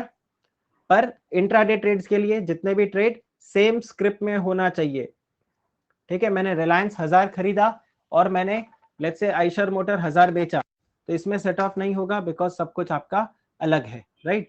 अब आप यहाँ पे देखो ऑल ट्रेड्स बाय सेल आपका सब यहाँ पे इंट्राडे में सेटल हो जाता है इधर, राइट।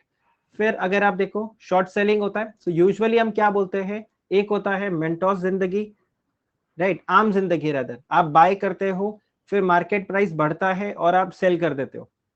दूसरा ऑप्शन क्या हो सकता है, आप पहले सेल करते हो, मार्केट प्राइस गिर जाता है, फिर आप बाय कर लेते हो, इसको हम बोलते हैं short selling. Okay, this is called as short selling.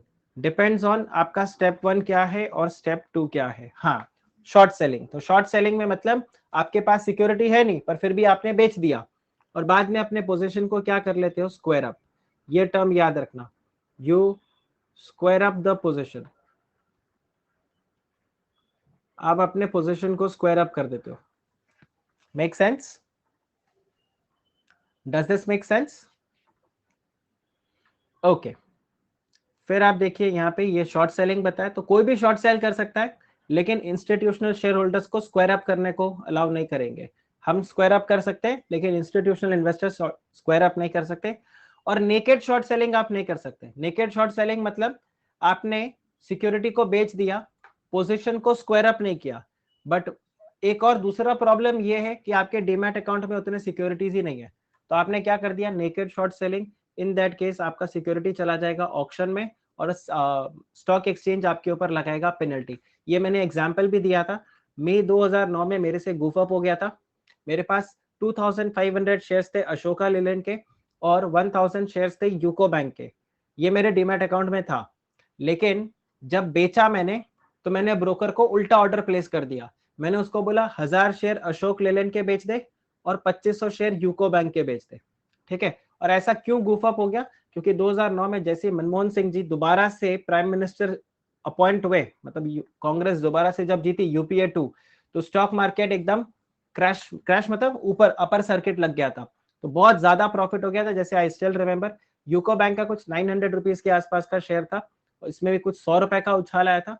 और अशोक लेलैंड के अंदर ये 21 रुपए का शेयर था और मतलब जैसे रिजल्ट आया ये 32 रुपए का हो गया। तो आप ये देखो यहाँ पर 11 रुपया पर शेयर, मुझे 2500 शेयर बेचना था, मैंने खाली 1000 शेयर को बेचा, तो आप देखो मेरे को कैसे नुकसान हुआ। तो यहाँ पर कोई प्रॉब्लम नहीं हुआ क्योंकि मेरे डीमैट अकाउंट में 2500 शेयर थे, 1000 बिक गए, 1500 मेरे डीमैट अकाउंट में एज इट इज पड़े। तकलीफ आ गया इधर, क्योंकि मेरे डीमैट अकाउंट में सिर्फ 1000 शेयर थे और मैंने 2500 बेच दिया, तो 1000 तो मैं डिलीवर कर पाया, पर जो 1500 में डिलीवर नहीं कर पाया वो क्या हो गया, नेकेड शॉर्ट सेलिंग। इसके लिए मेरे ऊपर यूको बैंक में पेनल्टी लगा। आया आपको समझ में? क्या आपको ये पॉइंट समझ में आया? नेकेड शॉर्ट सेलिंग क्या होता है? Short selling is when you don't have the security and you sell the security, then you square up the position by placing a buy order. ठीक है, तो आपने अपने पोजीशन को स्क्वायर अप कर दिया। इंस्टीट्यूशनल इन्वेस्टर्स स्क्वायर अप नहीं कर सकते। देखो, क्योंकि अभी आपको ये ध्यान रखना है आपका ऑब्लिगेशन कब डिटरमाइन होगा, 330 पे। तो इसके पहले आप बाय करो सेल करो कोई फर्क नहीं पड़ता। अगर आपको लगता है मार्केट क्रैश हो रहा है तो आप पहले शॉर्ट सेल कर लो, और अगर आपको लगता है मार्केट ऊपर जाने वाला है तो आप पहले बाय करो फिर सेल कर लो। अल्टीमेटली 3:30 बजे आपका प्लस माइनस मैच कर जाना चाहिए, तो आपका पोजीशन स्क्वायर अप हो जाएगा। अब प्लस माइनस अगर मैच नहीं किया तो इन दैट केस आपको या तो पेमेंट करके सिक्योरिटी का डिलीवरी लेना होगा या पेमेंट रिसीव करके आपको सिक्योरिटी डिलीवर करना होगा। And if you fail to deliver the security then in that case आपका मेरे जैसा हाल हो जाएगा, पेनल्टी लगेगा फिर इसके ऊपर, वो ऑक्शन में चला जाता है। ये देखो यहाँ पर जैसे दिया है, ये आपको आगे ऑक्शन मिल जाएगा। अब यही सेटलमेंट है कि ये सेटलमेंट कैसे होता है स्टॉक एक्सचेंज में, तो बायर अपने ब्रोकर के थ्रू ऑर्डर प्लेस करता है स्टॉक एक्सचेंज में। स्टॉक एक्सचेंज के अंदर होता है क्लियरिंग कॉर्पोरेशन, क्लियरिंग कॉर्पोरेशन इनके ट्रेड्स को सेटल करता है। तो आपको यहाँ पर पे इन पे आउट दिखेगा। ये देखो सेम डायग्राम मैंने डिपॉजिटरीज एक्ट में भी बताया था।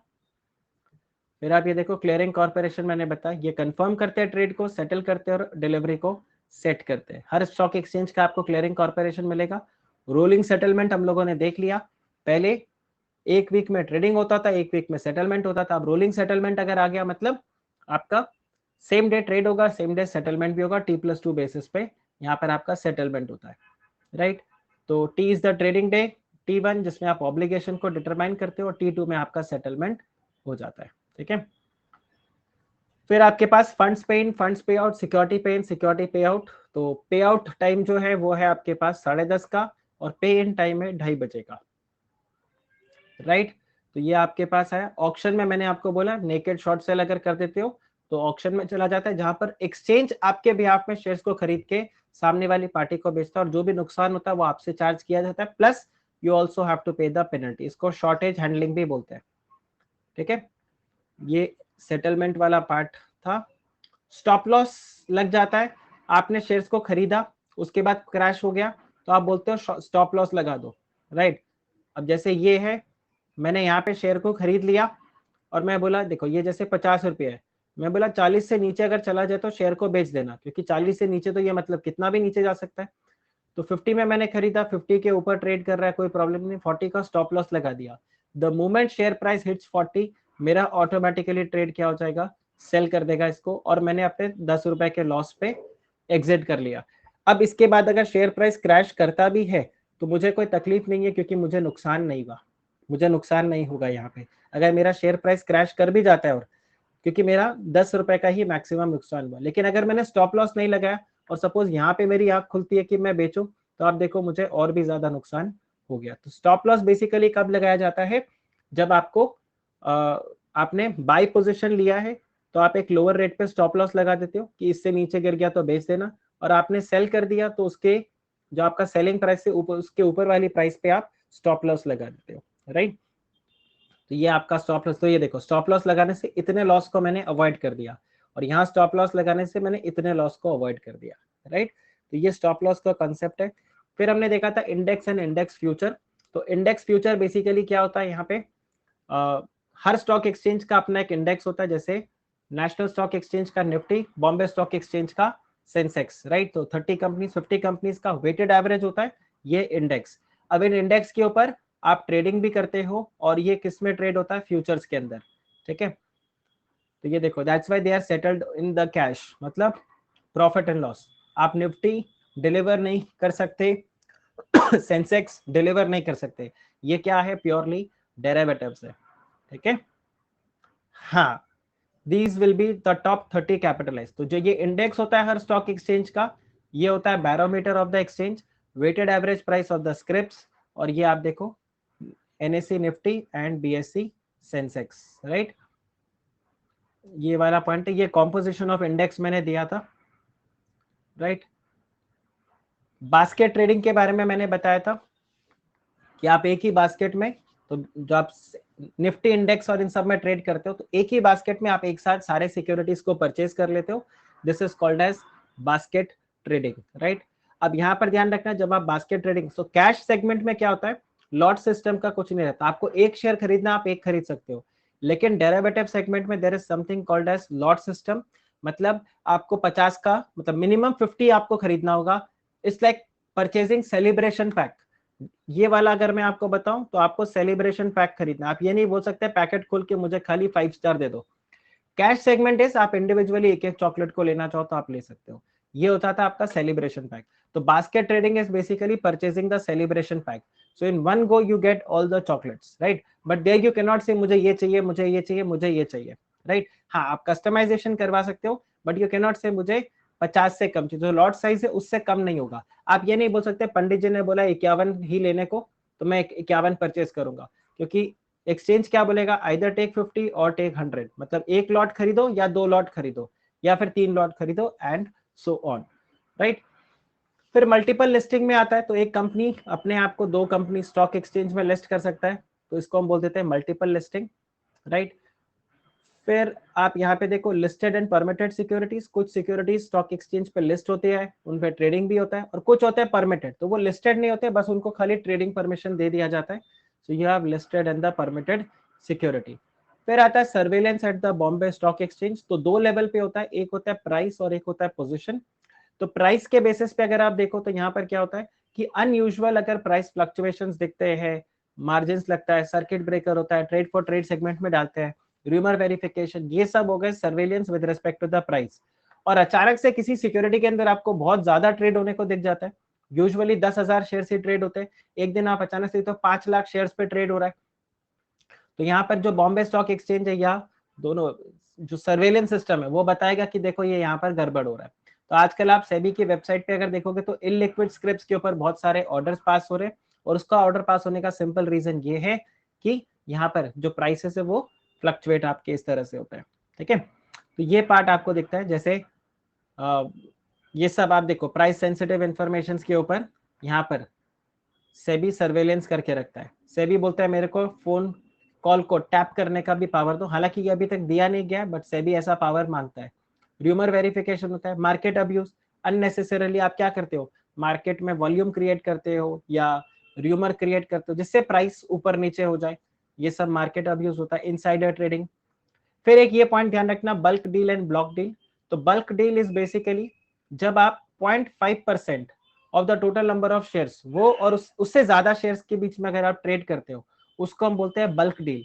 और एक होता है ब्लॉक डील, जो बेसिकली आपका लिमिट होता है 10 करोड़ रुपए का। अगर आपका ऑर्डर साइज 10 करोड़ रुपए का है या उससे ऊपर का है तो उसको हम बोलते हैं ब्लॉक डील।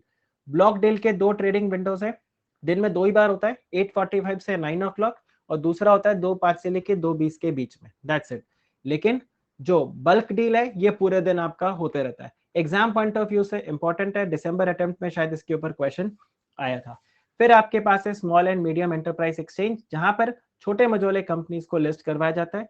तो बॉम्बे स्टॉक एक्सचेंज का है BSc SME, and national stock exchange का आपके पास है इमर्ज। ये आईसीडीआर में हम और डिटेल में डिस्कस करेंगे।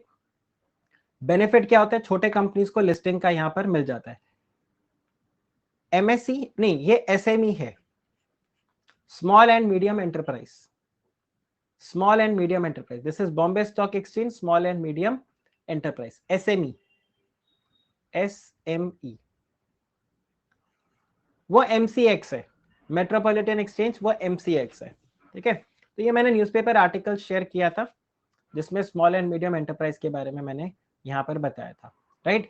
सो ये आपका पूरा चैप्टर है, right, with respect to your chapter number 15। अभी चैप्टर नंबर 15 के कुछ कुछ टॉपिक्स है जो मैंने इंटेंशनली छोड़ के रखा हुआ है, those topics I am going to discuss जब मैं म्यूचुअल फंड्स और आईसीडीआर कंप्लीट करवा दूंगा, ठीक है।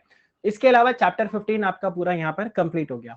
And towards the end I just want to make one announcement that in case आपके कोई फ्रेंड्स, कोई भी if you known anyone is willing to take subscriptions for the classes, तो 30th जनवरी आज और कल 2 दिन के लिए अनअकैडमी ने एक स्पेशल ऑफर निकाला है जहां पर 20% ऑफ दिया जा रहा है। यूजुअली अगर आप एडमिशन लेते हो और आप कोड यूज करते हो तो you get 10% discount, but here you are going to get 20% discount.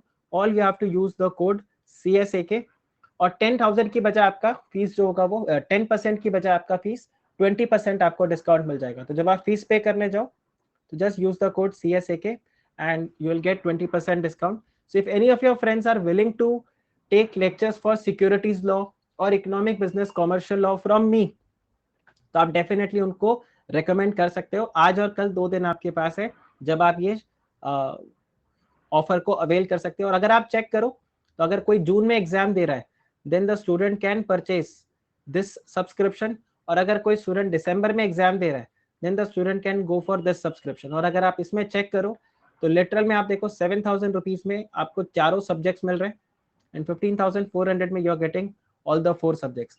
तो अगर कोई EBCL और सिक्योरिटी लॉ का सिर्फ 3 महीने का कोर्स भी अगर लेता है तो आप चेक करो 7,000 रुपीज, इट्स बेसिकली आपको EBCL, राइट, आप देखो आपको EBCL और सिक्योरिटी लॉ कैपिटल मार्केट मुझसे पढ़ने को मिलेगा। आप यही समझो आप इन्हीं 2 सब्जेक्ट के लिए 7,000 रुपीज पे कर रहे हो, और कॉम्प्लीमेंट्री में आपको FM, SM और कॉस्ट एंड मैनेजमेंट अकाउंटेंट का लेक्चर्स आपको मिल जाएगा यहाँ पे।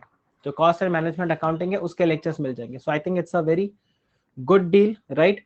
सो मतलब कोई भी लेक्चर्स आपको 7,000 रुपीज में इतना नहीं मिलेगा। So the benefit of Unacademy here is you get unlimited views, right, you will get the unlimited views. And यहां पर मैं आपको बताता हूं कि अगर आप मेरा कोड यूज करोगे तो you will also get the mentorship from my and, ठीक है।